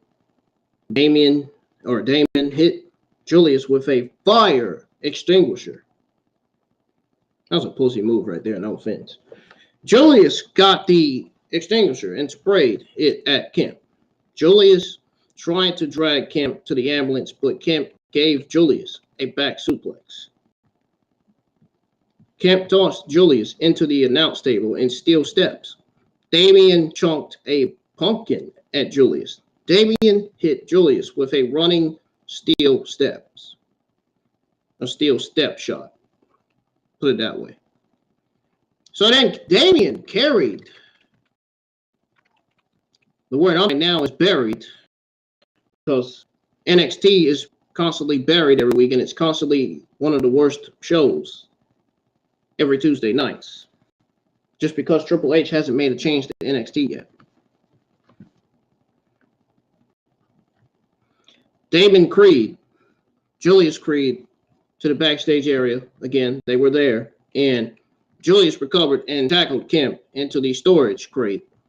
Kemp came back with a drop toe hold on the concrete. Damon put Julius near the ambulance door and slammed the door into Julius several times. Don't get me wrong, guys. Triple H is one of the polarizing figures in the company. He's doing great. He's doing great as head of creative talent relations. He's doing great with being in charge, but he needs to, God help me, please. He really needs to change NXT, man. Seriously. NXT is in dire need of a change, like right now. The changes should have happened way before they got beaten by AEW Dynamite, in my honest opinion. We have to see those changes. Now we got to be patient yet again. There's too many people right now that are patient about NXT. There's some people that's impatient, and they're ready for a change on NXT, just like I am, includes me. Change needs to happen on NXT right now, rather than waiting to change it, waiting to the last minute. With Kemp trying to close the door, but Julius gave the door a big boot to get out. Julius continued to toss Kemp around and tossed him back in the ring. Julius dragged steel steps on the ring and tossed Julius into the ring again. Gave Julius a uranagi into the steel steps. That was a great uranagi from Kemp, though. That looked really good. So Damien Kemp did a pose on top of the steps. Julius recovered. Kemp clammed Creed's fact. He clammed Creed's face. Matter of fact, I saw that part where he clamped Creed's steps. That spot looked really rough. Where Kemp clammed Creed's face into the steps. That spot looked really scary. It looked really horrifying. As if Creed's face was going to be suffering from an injury, where he was going to be out a few weeks. That spot looked bad. It looked scary. Julius slammed a wheelchair. Julius used a crutch as a seatbelt to trap Kemp on the wheelchair. Julius rolled Kemp's face into the steel steps again. Kemp managed to get the crutch off. It was slammed to the mat. Kemp blocked a dive by spraying Julius with the extinguisher again. Julius rammed a stretcher into Kemp. Kemp pushed back and slammed Julius into the ring post with the stretcher. I gotta imagine how damaged and injured Julius are after getting hit with that stretcher from Damien Creed. That looked brutal. Julius and Kemp shot weapons at each other. Julius tossed the ring bell at a Julius chair. Now, Kemp and Creed brawled to the back. Kemp tossed Julius into luxury crate and rammed the crate into an ambulance. Kemp put Julius into an ambulance. Julius blocked the door from closing by sacrificing his fingers multiple times. Julius fought out and tossed around Kemp again. Julius gave Damon an elbow drop through the table. Julius hit Damon with the Julius chair. Hit him with Julius chair about 10 times to replace, or should I say replicate what Kemp did to Brutus. This was similar, legitimately similar to what Kemp did to Brutus. And Julius lifted Kemp and powerbombed him into the stretcher. Julius hit Damon in the hand with a steel chair. Julius dragged Damon into the ambulance and closed the door for the victor. Julius rested Iron Chair in the center of the ring. Brodus Creed and Ivy Nile ran to the ring to celebrate Julius saving Brodus' career. Yeah, I saw that. This was a nice match. Wasn't the greatest match. It wasn't the best match. It wasn't a takeover worthy match. It was a takeover brutal match. I will say that. And it's not a WrestleMania caliber match either. So there's lots of ugly, brutal fun, I guess you can say. Now this was a bit too ironic. I wasn't gonna say iconic. No. Get that out of your heads. I'm not saying iconic. A big ironic, too, because both these men are Olympic level real athletes. They remind you of Rick Boogs, Chad Gable. They remind you of Dalton Castles, because Dalton Castles have an amateur background. You know, Dalton Castles from AEW, one half of these 6-man Ring of Honor Tag Team Champions. They remind you of guys like that. And even better, given how little pro wrestling experience both guys presumably have. Damian Creed does remind you of Gable Stevenson a little bit. Just so you know, Gable Stevenson and Damian Crimp are actually brothers. Stevenson and Damon Stevenson, they're actually brothers. Believe it or not. In real life, they're brothers. If you didn't know, now you know. Now, both of these young wrestlers, they finally have the chance to be featured as main event players a few years from now. But both men did create work with the ambulance stipulation. Now, the spot where Julius sacrificed his fingers to save Brutus' career was great. Though I would have liked it more if Julius sold the hurt fingers a bit after. Kemp's development has been astonishing. He was the background character in Diamond Mine, the butt of Rudy's jokes. This guy is pretty good in the ring and even better on the mic as a heel. The ambulance drove away from the PC while Alba Fyre and Mandy Rose drove up. Alba and Mandy brawled in the Performance Center. Alba Fyre still had that cringe makeup on. Both women brawled to ringside with Alba having the upper hand. The referee rang the bell when both women entered the ring. We got Mandy Rose versus Alba Fyre for the NXT Women's Champion.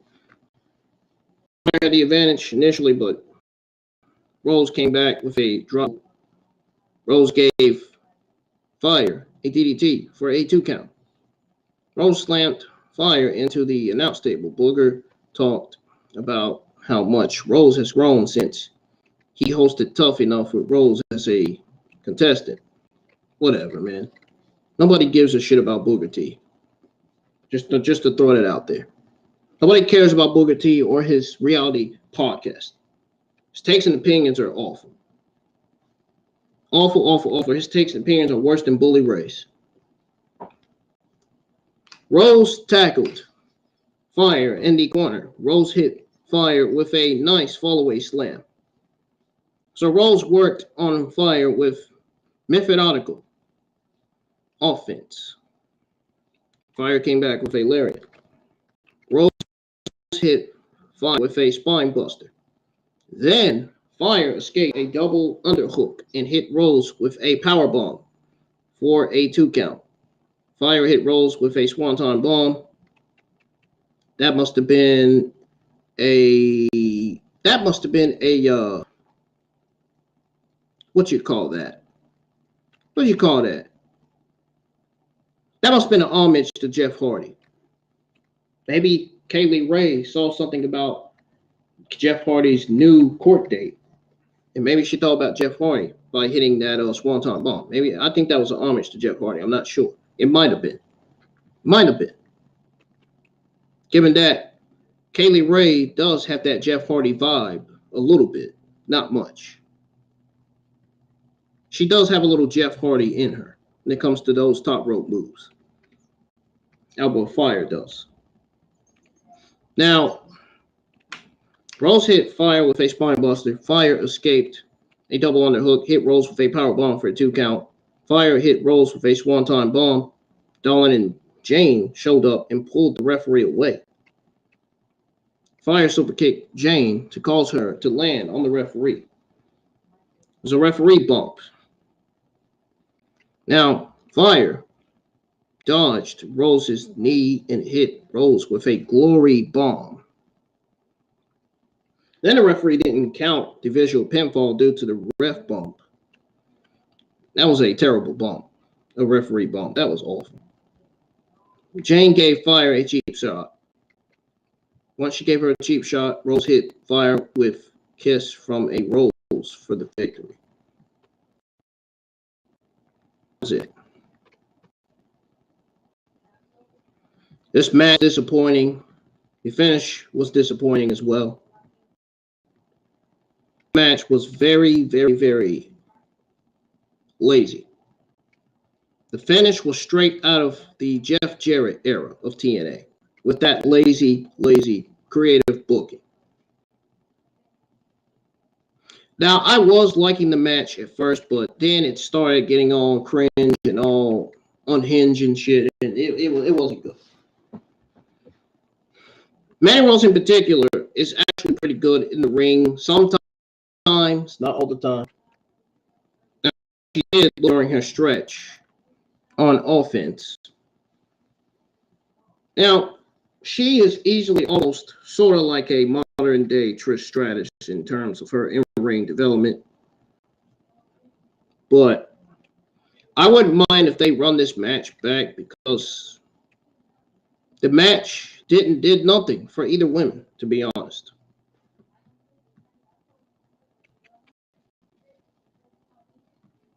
After the commercials, we got an ad for the Crown Jewel that aired. And then Braun Breaker was shown warming up backstage. Mackenzie Mitchell interviewed Zoe Stark and the line challenging for the tag titles. It's coming Tuesday. Stark talked about how her career almost ended due to injury, and she's excited to challenge for the titles. Idris, Inofi, and Malik Blade showed up to ask. They showed up to also talk about how they want to win against Pretty Deadly. Both tag teams left to go watch the main event. Vince Joseph and Booker T checked in from ringside and plugged Crown Jewel. They then hyped the NXT men's and women's tag team titles being on the line on this Tuesday, which that show is going to be a complete failure from the word go. I don't think anybody's going to be interested in watching those two matches. I'm just throwing it out there. They also plugged Shotzi Blackheart versus Lash Legend on Tuesday, something that nobody is not looking forward to watching. Something that nobody will definitely be watching. Will definitely not be watching. Vince sent the show to the NXT Championship hype package. We didn't need a hype package. I don't know why we needed that, but entrances for the main event took place. Braun Breaker brought a shovel to the stage where he broke 2 foam tombstones of Ilja and JD's names on them. Vince Joseph noted that Bron Breakker lost the title to Dolph Ziggler due to Tommaso Ciampa getting pinned in a triple threat several months ago.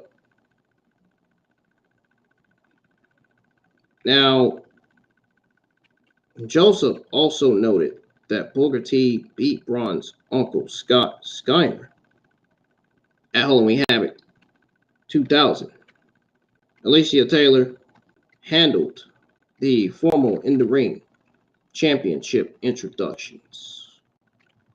She handled the former in-ring championship introductions, and then we got Bron Breakker defending his NXT championship against Ilja Dragunov and JD McDonough in an NXT triple threat championship match. Breakker and Ilja kept tossing each other aside to get their hands on McDonough. I'm just getting bored just going over this stuff. I mean, look at my eyes. I'm about to fall asleep just going over this Halloween Havoc review. It's like that one night I enjoyed it, but then it's like now I don't enjoy reviewing. Because they had some boring stuff on the pay-per-view. Some of it was, anyway. Breakker and Ilja kept tossing each other aside to get their hands on McDonough. Ilja and Bron got in each other's face. JD blindsided both opponents. JD tossed Ilja to ringside.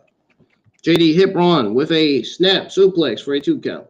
All three men traded stiff strikes in the corner. JD hit Ilja with a Northern Lights for a 2 count.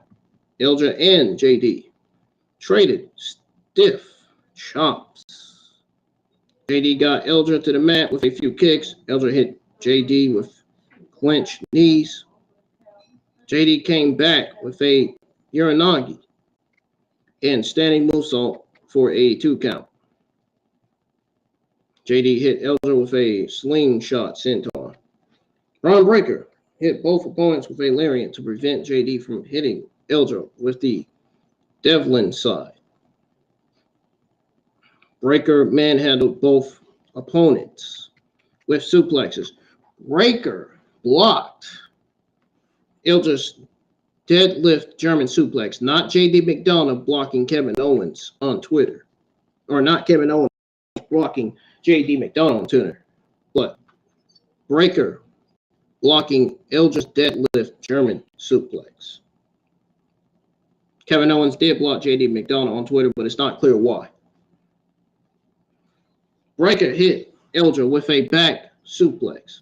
JD broke up the fake JD. The real JD is JD from New York, 206. That's the real JD. JD McDonough needs to change his name back to Jordan Devlin because this name is not going well for him. This name's making him look like a complete embarrassing geek. He needs to change his name back.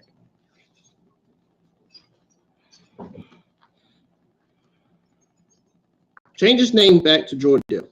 Jordan Devlin, he needs that name back. Desperately needs it. I don't think McDonough is the right name for Jordan Devlin. Jordan Devlin is the right name for Jordan Devlin. Jay broke up Bronson's pin attempt. Ilja escaped Bron's suplex and put Bron in a sleeper.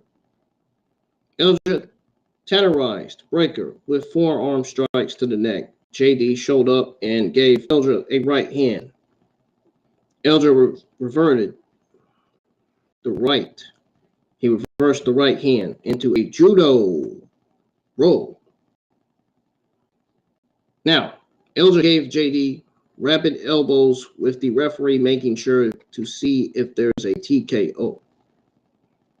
Ilja slammed Bron to the mat, gave him a diving knee. Ilja blocked another Devlin slide and put JD in a fireman's carry. Ilja gave JD a Death Valley driver onto Bron Breakker in the corner. Ilja gave JD a coast-to-coast Vanometer into Bron. Breakker and Ilja traded stiff forearms. So when they traded stiff forearms, Braun Breaker and Ilja tossed JD to ringside. Ilja and Braun got in each other's face. Ilja chopped down elbows. Ilja hit Braun Breaker with a forever lariat. Breaker comes back with his own lariat. JD prevented Breaker from hitting Ilja and his finisher by hitting Braun and taking himself out with a headbutt. McDonald was the first to recover. Breaker and McDonald brawled to the top rope. Breaker gave McDonald a Frankensteiner, which sent McDonald right into a powerbomb by Ilja. All three men traded strikes from their knees. JD and Braun double-teamed Ilja, and Breaker yelled, "We're not a team. We're not a team." He yelled, "You're not a team. We're not a team." Ilja took down both opponents with rapid chops. Ilja gave JD a running senton. Breaker sent himself and Ilja to ringside with a tackle. McDonough hit Breaker with a wrecking ball kick and hit Ilja with a PK. So then McDonough hit both opponents with a top rope moonsault. Breaker and McDonough brawled to the top rope. Ilja chopped Breaker in the calf and hit Breaker with a powerbomb. Ilja hit Breaker with a basement forearm for a 2 count. McDonough hit Ilja with a 450 for a near fall. McDonough pinned for a 2 count again. McDonough hit Breaker with a brainbuster for a 2 count.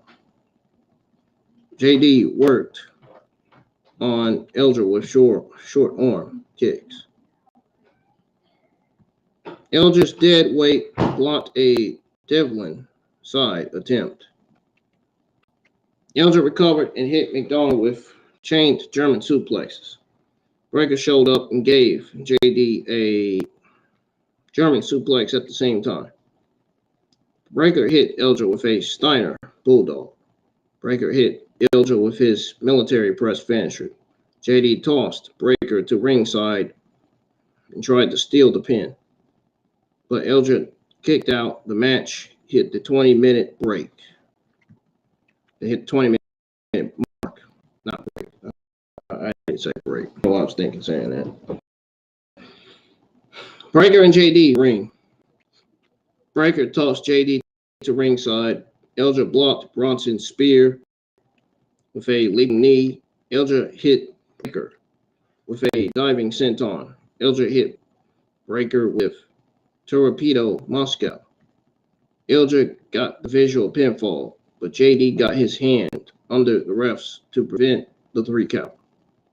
JD and Ilja read in each other's face. Ilja sent JD to ringside with a leaping knee. JD reversed a revved up lariat into a Spanish fly at ringside. JD took a chair away from the timekeeper, who was dressed in costume.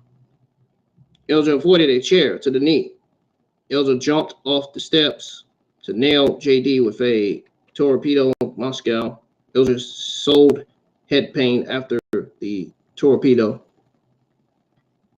Breaker called Ilja a BICTH. You know what that means. Breaker and Ilja traded stiff forearms. Ilja railed with alternating forearms. Ilja hit Breaker with a German suplex. Ilja took down Breaker with a stiff lariat. Breaker blocked the Torpedo Moscow with a spear to pick up the win. Now, that was a wonderful, awesome main event match with all three men really laying it into each other, as you would expect, with all three of the brutes in the ring. All three men added their own little something to the match.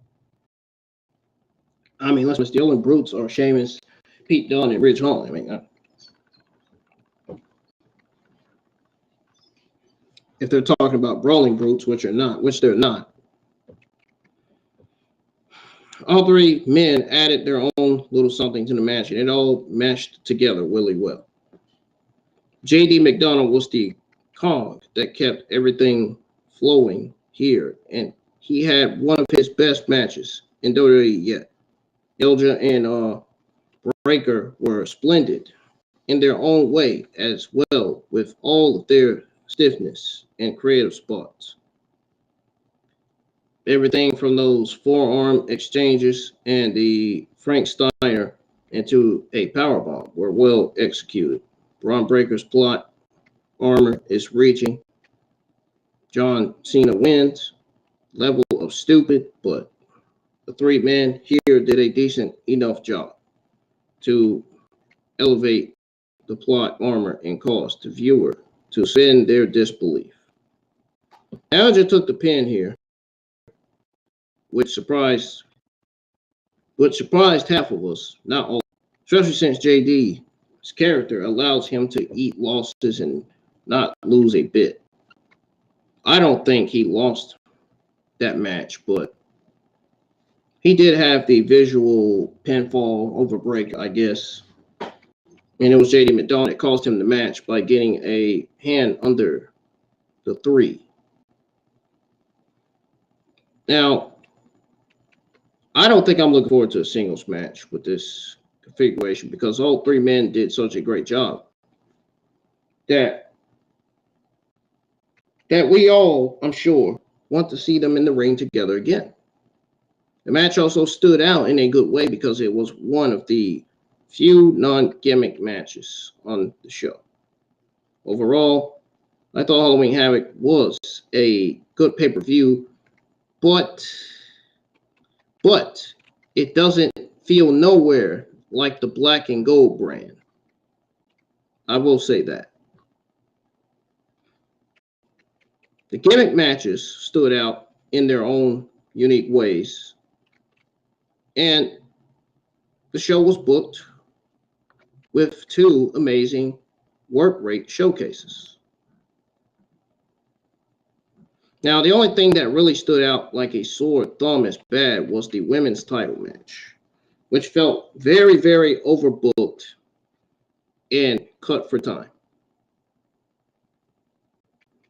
The two best matches on this pay-per-view were, in my honest opinion, were the ladder match and the main event. Everything else on the show was just good.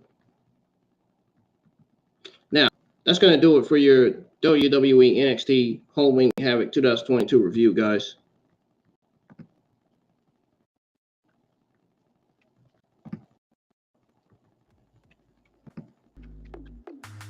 I just want to say, if you guys enjoyed the review, hit the thumbs up on the stream. Let's get a lot of likes minimum. Subscribe to the channel if you're new. And folks, guess what time it is? Guess what time it is, man? Guess what time it is, man? I think you guys know already. I'm just going to go ahead and tell you. Guess what? It is time for your WWE and AEW Sunday afternoon news.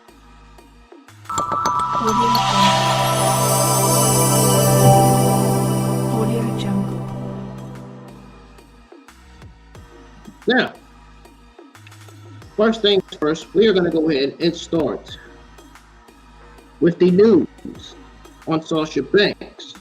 So apparently,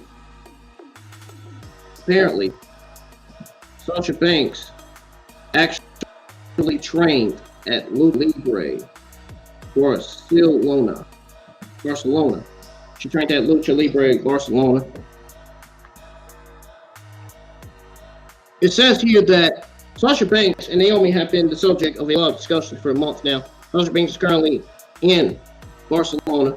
The WWE superstar was joined at the Fyre de Barcelona Conference Center by his close buddy, De Ella Zamore, del Sol, better known as Kalisto, in the WWE, who was representing Canada CBD at the World CBD Awards event.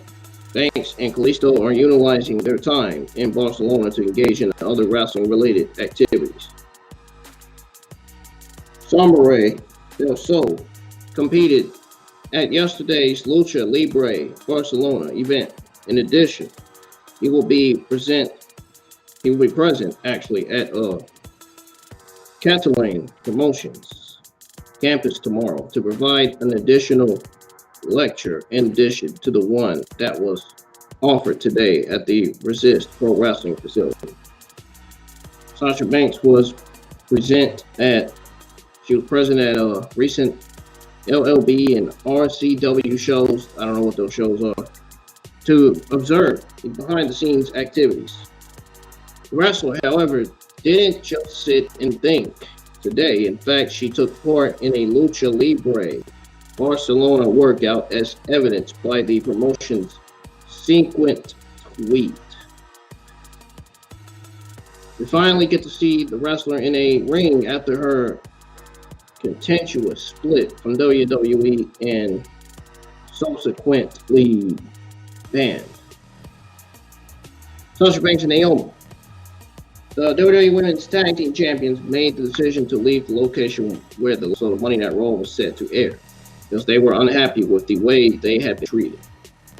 Although the most recent speculations point to a potential comeback under the current administration of the company, there was conjecture regarding his potential exit at the time. I have to wait to find out Sasha Banks' future in the WWE. I think my prediction as to when Sasha is coming out, I think Sasha Banks and Naomi are going to be coming back before Survivor Series. That's just my opinion. I think they're going to be back before Survivor Series. Oh, they're going to be back. They're going to return for Survivor Series. That's my prediction on when they both are coming back. Now, what do you guys think of Sasha Banks' training at Lucha Barcelona? Matter of fact, I'm going to show you guys right now. The tweet from hold on. I'm going to show you guys the tweet from Lucha Libre Barcelona. Get ready to show it to you guys. Get ready to show you proof of the tweet. As soon as I freaking pull up on the screen here.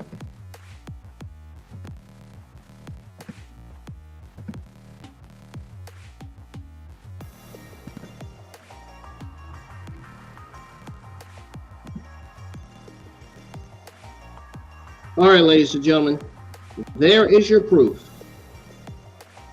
There is your proof that Sasha Banks was spotted training at Lucha Barcelona. Picture of her in the middle. I don't know who these guys are, but you see that picture of Sasha Banks? I'm about to zoom. That right there is Sasha Banks. Right there in the middle of that picture right there.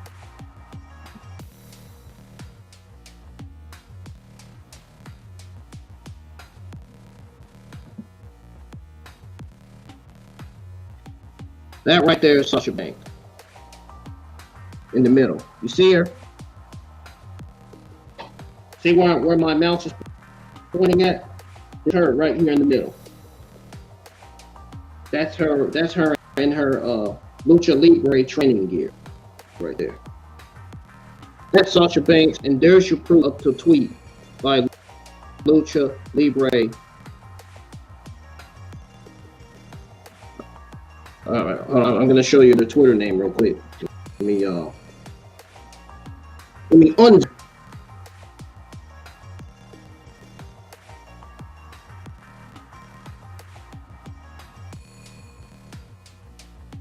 Alright, here's their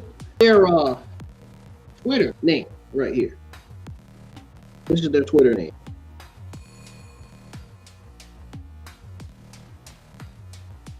This is the photo of Sasha in the middle. So she trained at Lucha Libre Barcelona. I bet that training there was great. I bet she enjoyed that. Good to see that Sasha Banks is doing different things, you know. It's not often that you see somebody like that doing different things outside of WWE. But anyways, moving on to the next news.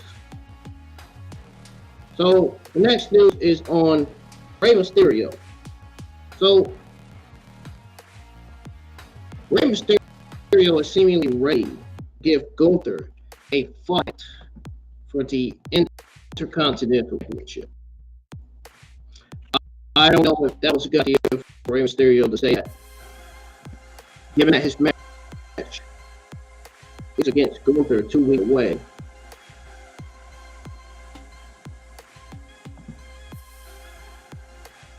Given that his match is 2 weeks away, I don't know if that was the best idea to even say that. But nonetheless, Rey Mysterio claims that he's ready. He's ready to give Gunther a fight for that fight. Says that Rey Mysterio is an incredible performer between the ropes. He really is. His 20-year career on SmackDown is nothing short of incredible. He continues to be a role model for everyone around him. Doesn't that explain why Bayley called herself a role model? Doesn't that explain why Britt Baker called herself a role model? I don't know. Could be. Could very well be related to what Ringside News said. Rey joined the roster 2 weeks ago after he spoke with Triple H. Mysterio wanted to quit WWE as he had to fight his son in Judgment Day, but a conversation helped him switch brands. Now, Mysterio was immediately put in a fatal four-way #1 contender match where he defeated Sheamus, Ricochet, and to become a challenger to go to the Intercontinental Championship. The fight continued as Imperium members continued to taunt Mysterio. Mysterio was challenged by Ludwig Kaiser of Imperium, and he lost to Rey Mysterio in a fight. Then Rey Mysterio challenges Gunther into it. It would be interesting to see how this story plays out in the end if Rey Mysterio will deliver on his promises. So what do you guys think of this possibility? Sound off in the live chats, please. I really appreciate it.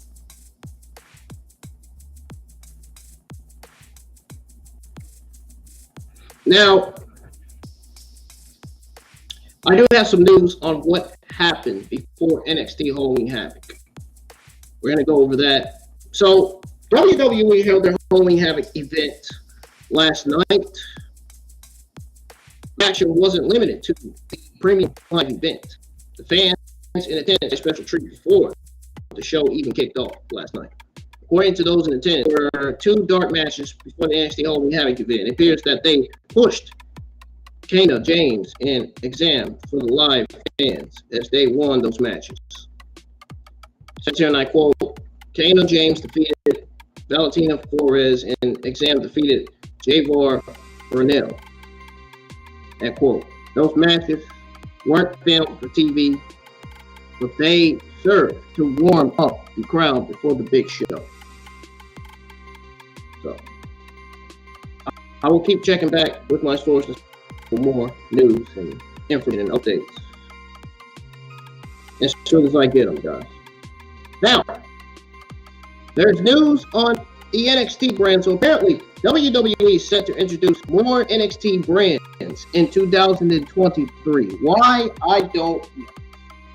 Well, actually, why? You know what? I'll find out. The answers rely to my sources, Ringside News. So, WWE has its presence in more than 150 countries across the globe, and now the community wants to take its developmental brand to international markets, including Japan and Mexico. Shawn Michaels talked about WWE's plan to take NXT international during the post-Halloween Havoc scrum. The WWE Hall of Famer shares some exciting news in regards to what WWE has in store for the white and gold brand. So, let's change this music because I'm aggravated with this music already. Time to change it. All right. So this is what the WWE Hall of Famer in particular said. He said here, like, well, I know there's been talks of NXT Japan and NXT Mexico. As I understand it, those announcements could be coming on the road in 2023. And he continues to say, so if this company continues to grow and expand, I know a guy who's interested in NXT expansion. So I'm sure those things aren't very far down the line at all. End quote. For those not in the know, H is very known for expanding his wrestling philosophy and the WWE product as a whole.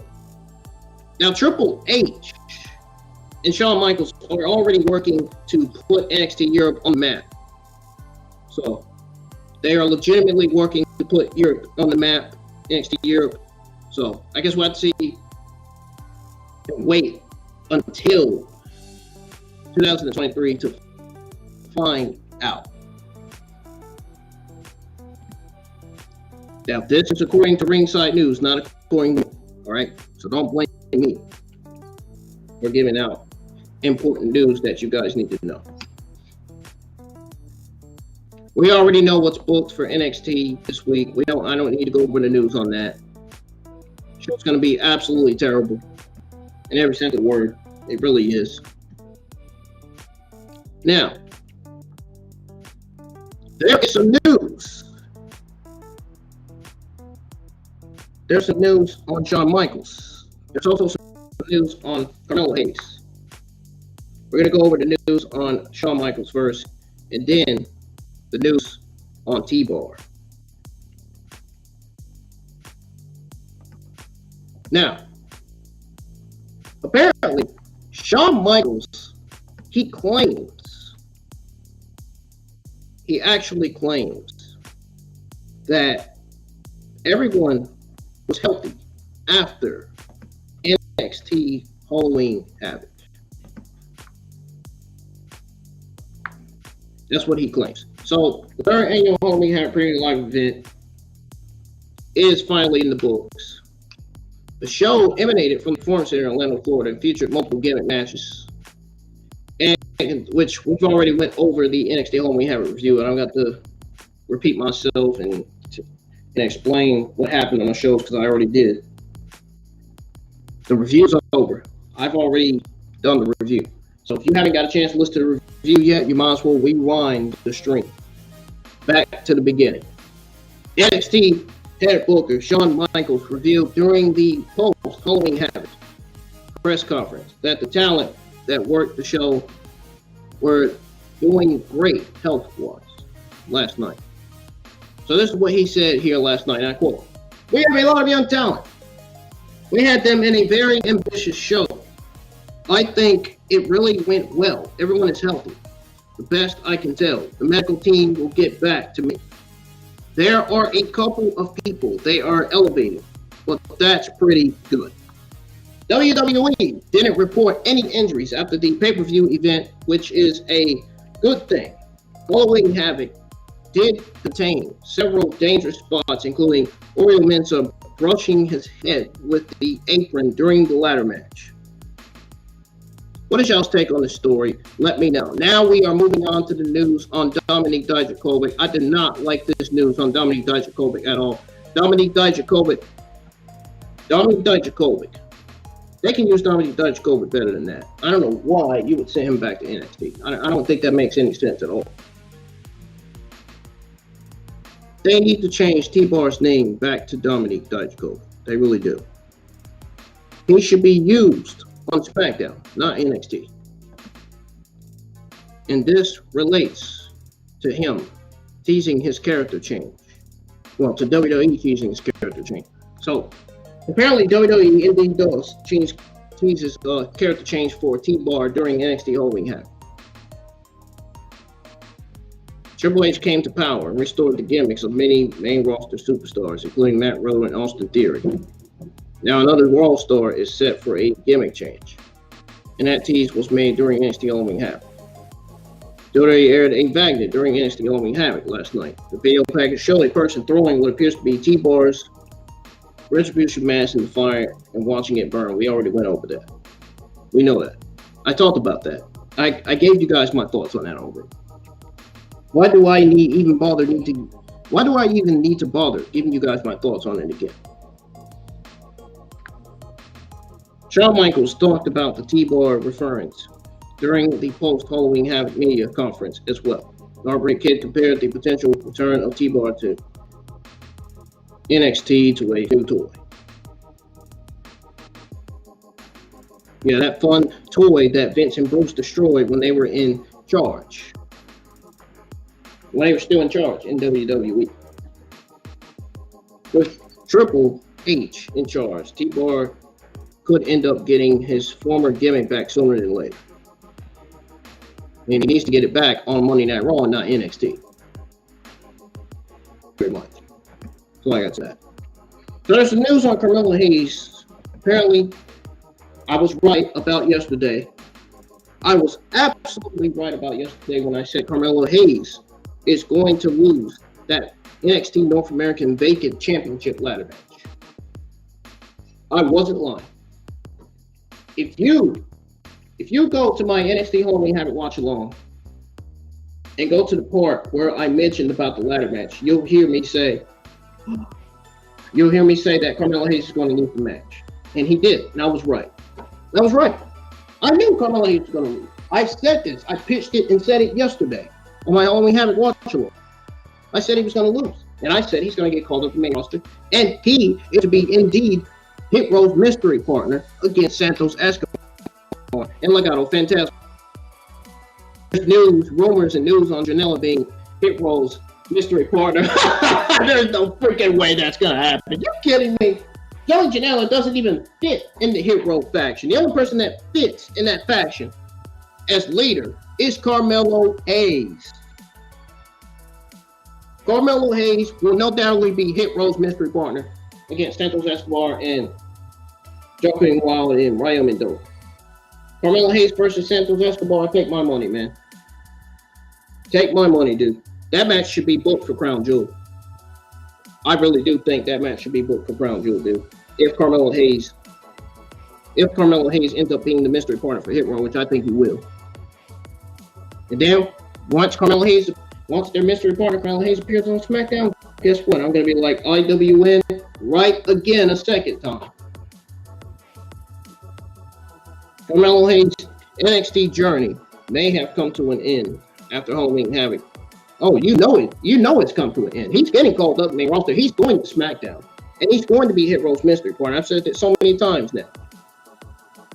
The A-Champ failed to recapture the NXT North American Championship at the Premium Live event inside the Performance Center, which I already knew. I knew he was going to lose right before the match even started. Carmelo Hayes took on 4 other opponents in a ladder match to determine the new North American champion. The A-Champion failed to win the title that had been around his waist for a long time. Carmelo Hayes took to Twitter after the match and teased his main roster call-up. See, I told you, that right there proves me to be right again. Said it last night. I said he was going to get called up to the main roster. He's going to go SmackDown. He's going to be Hit Row's mystery partner. I said it twice already. I've already said it 4 times on here, man. Legitimately. Just to prove myself to be right. All over again. There have been rumors of Carmelo Hayes debuting on the main roster in the near future. No, his debut is going to be this Friday night. His debut is going to be this Friday night. And this is what it says. It says here, and I quote, "Up now." Carmelo Hayes has received tons of praises from Shawn Michaels as well. WWE has a lot of plans in store for Carmelo Hayes once he debuts on SmackDown as Hit Row's mystery partner. They have a lot of plans for him, dude. This is going to lead to Santos Escobar versus Carmelo Hayes for Crown Jewel. I guarantee you we are getting Santos Escobar versus Carmelo Hayes for Crown Jewel. We have to. It only makes sense since he's making his debut. It only makes sense to give him a match for his debut. His in-ring debut should be at Crown Jewel against Santos Escobar. That would be the smartest idea ever. Legitimately. Carmelo Hayes fits so well as a leader for Hit Row, man. And it makes so much creative sense. It would be one of the best creative decisions that they would ever make. I've said this last night. In fact, I've said this for months. I said this the last 1-2 months, man.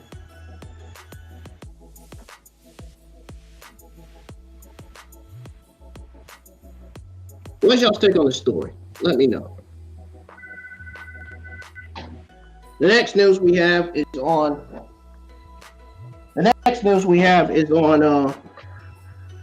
Liv Morgan feeling alive after showing off her dark side.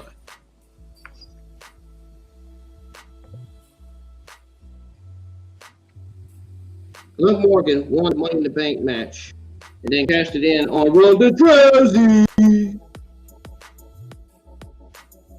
on the same night. Fans were initially glad for her until they stopped caring in the end. At WWE Extreme Rules, Morgan defended her SmackDown Women's Championship against Ronda Rousey. Despite her best efforts, Morgan passed out and lost the match, thereby her title as well. On last week's episode of Friday Night SmackDown, Sonya Deville mocked Liv Morgan for her loss at WWE Extreme Rules. This led to her attacking Deville on this week's show.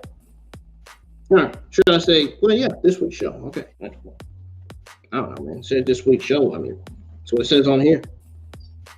Ain't coming from me. She decimated Deville after the match, displaying a darker side to her character. As if anybody's going to be interested in her new character change. I mean, really. While speaking on SmackDown Lowdown, Megan Morant caught up with Liv Morgan. Morgan simply stated that she feels alive after showing off her dark side. Sure you do. Sure you do. Huh? Says here, and I quote, "Do you know what, Megan? I've never felt more alive." End quote. I just will have to wait and see how Liv Morgan will continue to change in the coming weeks. Fans are interested in what they are seeing. You know what? I will admit, even I'm kind of interested in what I'm seeing. I had to admit, that face paint she had on was cringe. That clown face paint, it was absolutely cringe. I'm not gonna lie to you. It really was. It looked very, very hilarious on her. It looked similar to Alexa Bliss's face paint. Legitimately similar to Alexa Bliss's fucking face paint she had on her face. Now, there's news on Bray Wyatt. So apparently, Bray Wyatt dropped an incredible cryptic new tweet bio after WWE returned. Bray Wyatt's return to WWE included a lot of anticipation now that he's back. The cryptic messages came. The messages came at full force, put it that way. I almost couldn't get my word right. On this week's episode of Friday Night SmackDown, which was last week, actually, Wyatt made a confession that he teased doing horrible things. It seems that he updated his Twitter bio to display a very cryptic message to go along with that. He says here, and I quote, so where the spiders while the fly tried to break our bones. End quote. We have to see what Bray Wyatt does next. Odds are he will continue his mission to entertain and creep people out. Only time will tell how far he goes with everything. The fans are here for it. I'm here for it, dude. I'm excited. I can't wait to see who the members of the Wyatt Six faction are, most of them. Now, moving on to the next news here. So, there's some news on Roman Reigns. So apparently, Roman Reigns, the Bloodline's tribal chief, crosses yet another huge World Wrestling Entertainment milestone. Roman Reigns has been on a warpath. WWE as the Undisputed Universal Champion, his return back in 2020. The leader of the Bloodline remains an imposing figure on Friday Night SmackDown, even on Monday Night Raw, whenever he appears there. The tribal chief became the Undisputed Champion by defeating Brock Lesnar at WrestleMania 38. Since then, he has been utterly infallible, and that is unlikely to change anytime soon. Roman Reigns also added yet another feather to his cap as he reached the milestone of being the undisputed WWE Universal Champion for over 200 days. This fact was revealed by WrestleOps on Twitter. It says here, and I quote, officially, 200 days as undisputed WWE Universal Champion for Roman Reigns. And I quote, Roman Reigns will defend his titles against Logan Paul at Crown Jewel, which Logan Paul is slated to lose. He will get smashed on November 5th at Crown Jewel.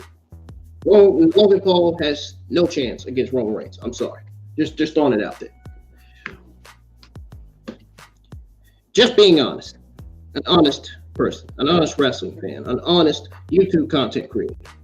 So we have to wait and see how the match will turn out to be. It's going to be a disaster. Logan Paul's going to be buried. He's going to be destroyed. Good. He shouldn't even be on. WWE doesn't need Logan Paul. He shouldn't even be in WWE. They got enough young talents now. They got Johnny Gargano. They got Tommaso Ciampa. They got Candice LeRae. They got Carmelo Hayes that's getting ready to be called up to the main roster. That's getting ready to be revealed as the mystery partner for Hit Row against LAGADO Del FANTASMA. They have Cameron Grimes. They have the OCs, Luke Gallows and Corey Anderson. They don't need Ronda Rousey, Brock Lesnar, or Lacey Evans. They don't need them. They don't. They really don't. You still got Shayna Baszler on the roster. You still got Sonya Deville. You still got Shanti Blackheart. You got all these young talents. You still got Zaya Lee that they haven't even pushed. Someone they haven't even pushed yet. Who ain't get pushed? They got all these young talents, man, on the roster. They got Madcap Moss. They even got Rick Boogs, who hasn't even came back yet. Believe it or not, Rick Boogs will be returning soon. Where will he be going? It's more than likely going to be Monday Night Raw because he already had his time in SmackDown. I think Rick Boogs is going to Monday Night Raw, to be honest. That's how I feel about it. I think he's going to Monday Night Raw when he comes back. I would be shocked if they keep. I would legitimately be shocked if Fox Sports on SmackDown keeps Rick Boogs. I would be shocked. So there's a possible spoiler for Logan Paul's Crown Jewel match. I got some news on that. So Logan Paul shocked fans with his incredible athleticism during his SummerSlam match against The Miz. Yes, it was against him, not joking. I know some of you probably were bored watching that match. I don't blame you. I really don't blame you, man. The Maverick got a ton of props for his dedication to professional wrestling. After a couple of months of waiting, WWE pretty much made it clear they want the Maverick to square off against Roman Reigns for the titles. They confirmed the match during a recent press conference. Since then, Logan Paul has been slowly gaining momentum in WWE according to the betting odds given by betonline.ag. Logan Paul is the clear underdog in his match against Roman Reigns at WWE Crown Jewel, which I don't believe. I believe Roman Reigns is retaining over Logan Paul. That is my prediction for who is winning here. Roman Reigns. My prediction. Roman Reigns is retaining. Logan Paul has no chance against Roman Reigns. The betting odds are Logan Paul plus 100,000. Roman Reigns minus 500,000. Roman Reigns, in my opinion, is the underdog, not Logan Paul. That's what Ringside News says. That's what these wrestling sources like Bet Online thinks. Now, that's not what I think. I think Roman Reigns is retaining, believe it or not. Really? Oh, Drew McIntyre minus 150. Karrion Kross plus 110. So Karrion Kross is the underdog in this match. And Judgment Day are more than likely the underdogs in this match. But I think the OC at the same time are going to win because the OC has minus 400% chance of winning or losing this match. Judgment Day, Priest, Balor, and Mysterio have a plus 250% chance of winning or losing this match. Brock Lesnar and Bobby Lashley. Lesnar has a minus 400% chance of winning or losing. Bobby Lashley has plus 250% chance of winning or losing. Braun Strowman has minus 700% chance of winning or losing. Daniel Moss has plus 400% chance of losing or winning. Shawn Michaels has also been training Logan Paul ahead of his match against Roman Reigns. Paul has no chance against Roman Reigns at Crown Jewel. The odds are, in fact, absolutely stacked against him.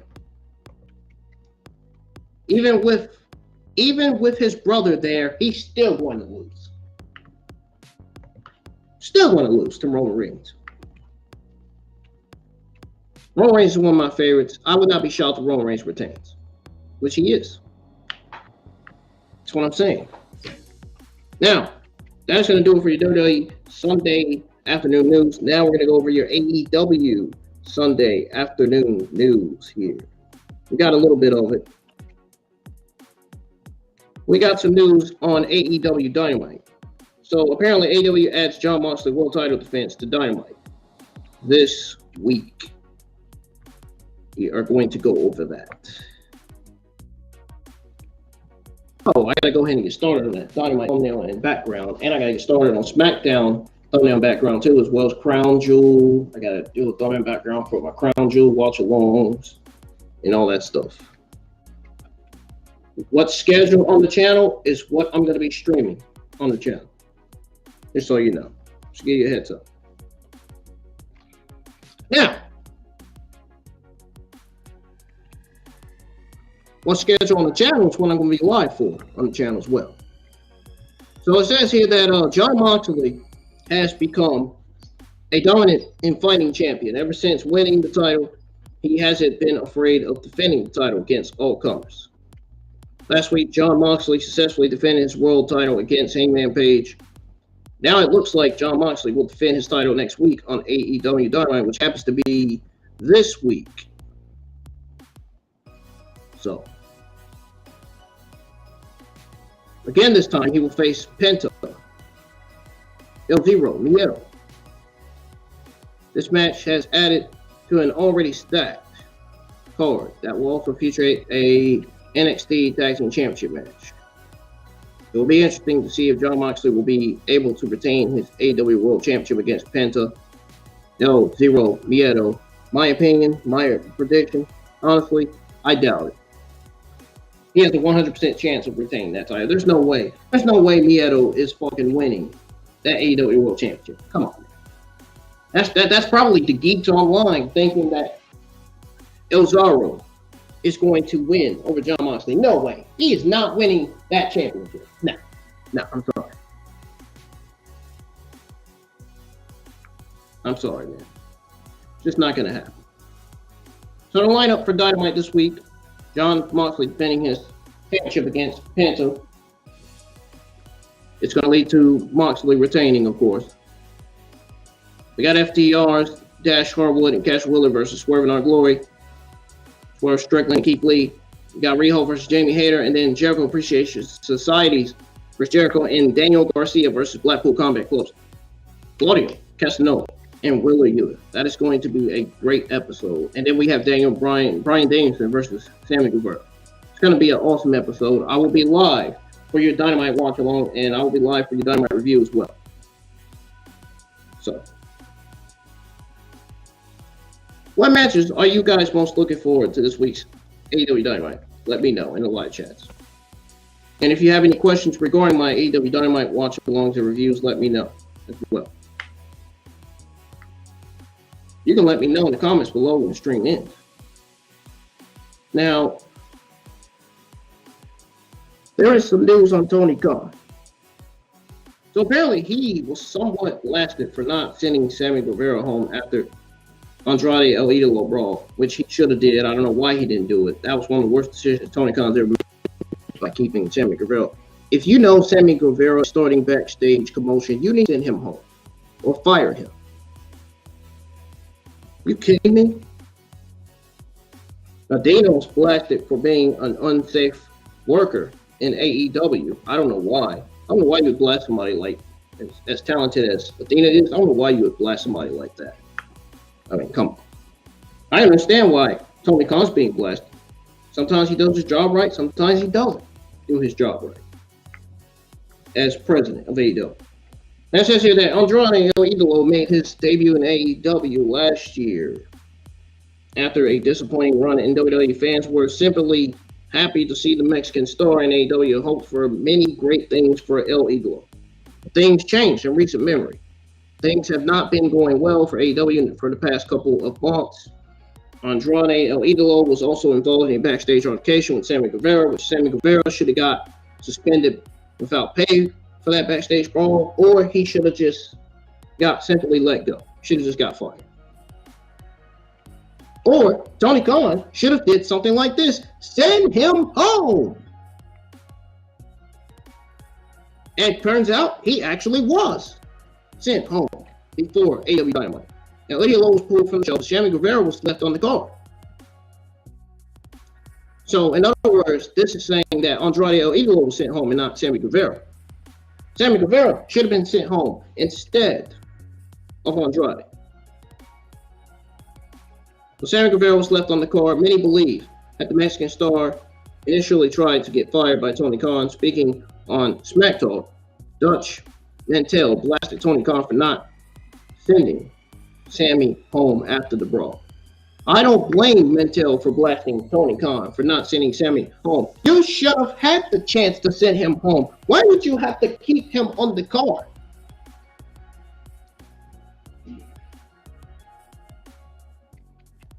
It's ridiculous.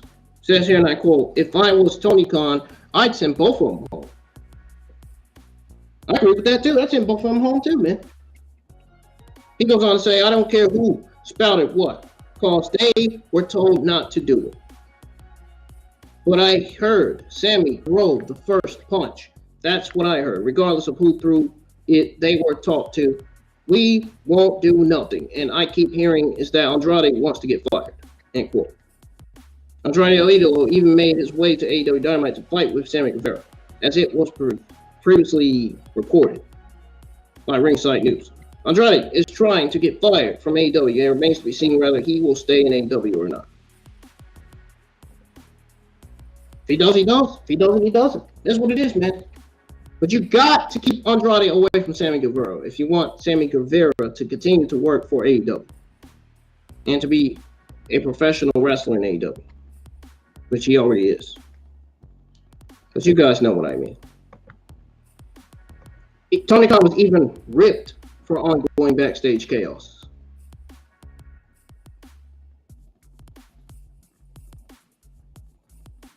He was even ripped for backstage chaos, guys.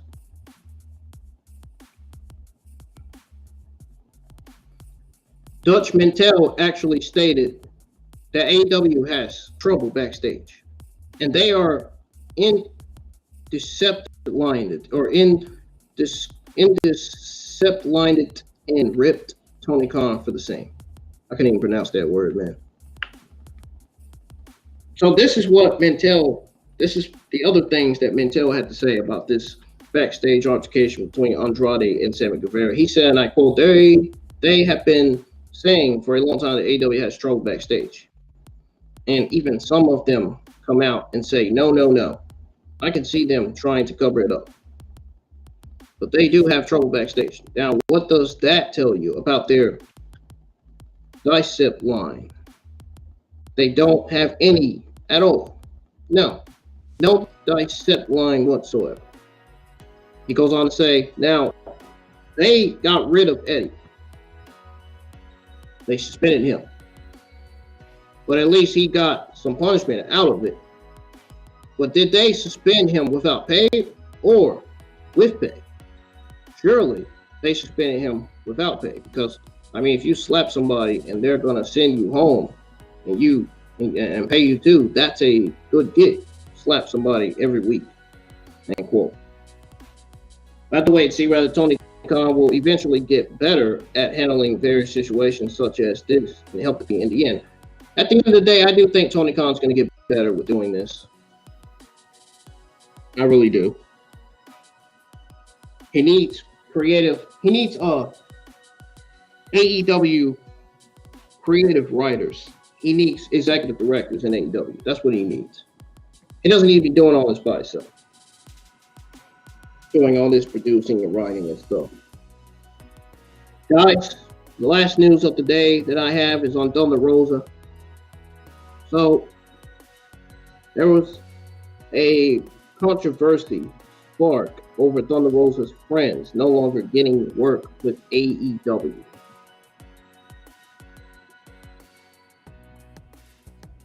This news does not come to a surprise to me. Thunder Rosa is injured, but there is also reported backstage heat with her within the company. These mean girls style backstage politics could have also punched or pushed out Thunder Rosa's friends. Dave Meltzer noted in this week's Wrestling Observer Radio that Thunder Rosa and the people closest to her are not getting opportunities as they should have in the promotion, All Elite Wrestling. I mean, I haven't seen Mandy Rakowski, Jasmine Allure, or Colin King the last 2-3 months on Dark or Elevation. That's what Dave Meltzer said. And then after that, AEW star Captain Sean Dean addressed the rumor and called it false. So he says, I'm not sure what the story is, but it was noted to me that a lot of the extras who work close to Thunder Rosa, like Colin King, who seen she was about to be elevated, Mandy Rakowski and Jasmine Allure, haven't been booked of late. End quote. And then AEW star Captain Sean Dean addressed the report and called it false.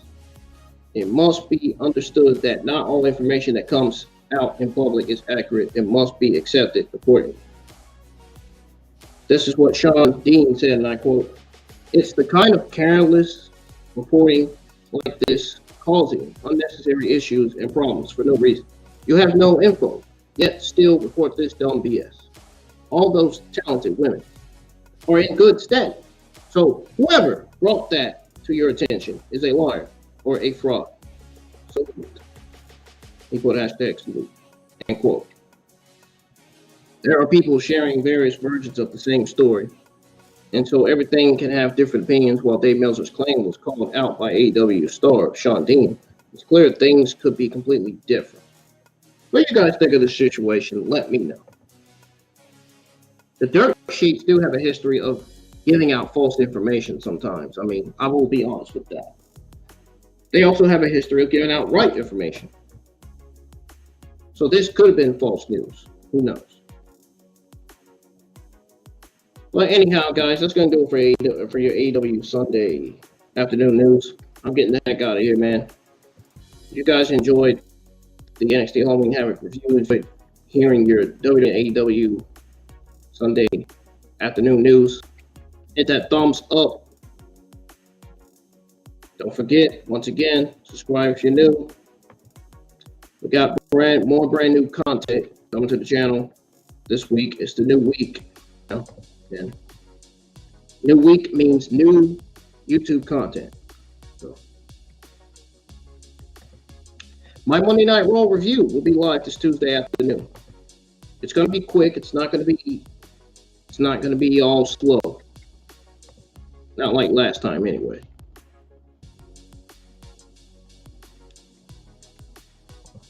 And then I'm going to be live with an AEW Dark watch along. And I'll be live with the Dynamite watch along this Wednesday night. And then I'll be live for the Dynamite review. And Thursday, I'll be live for your AEW news live stream. And then Friday, I'll be live for your Friday Night SmackDown Rampage watch along. And then I may be streaming some games this Saturday weekend. I don't know. We'll see. See how the quality goes. Anyway. But I'm getting out of here, man. Hope you guys have a good start to your week, and most importantly, stay safe always.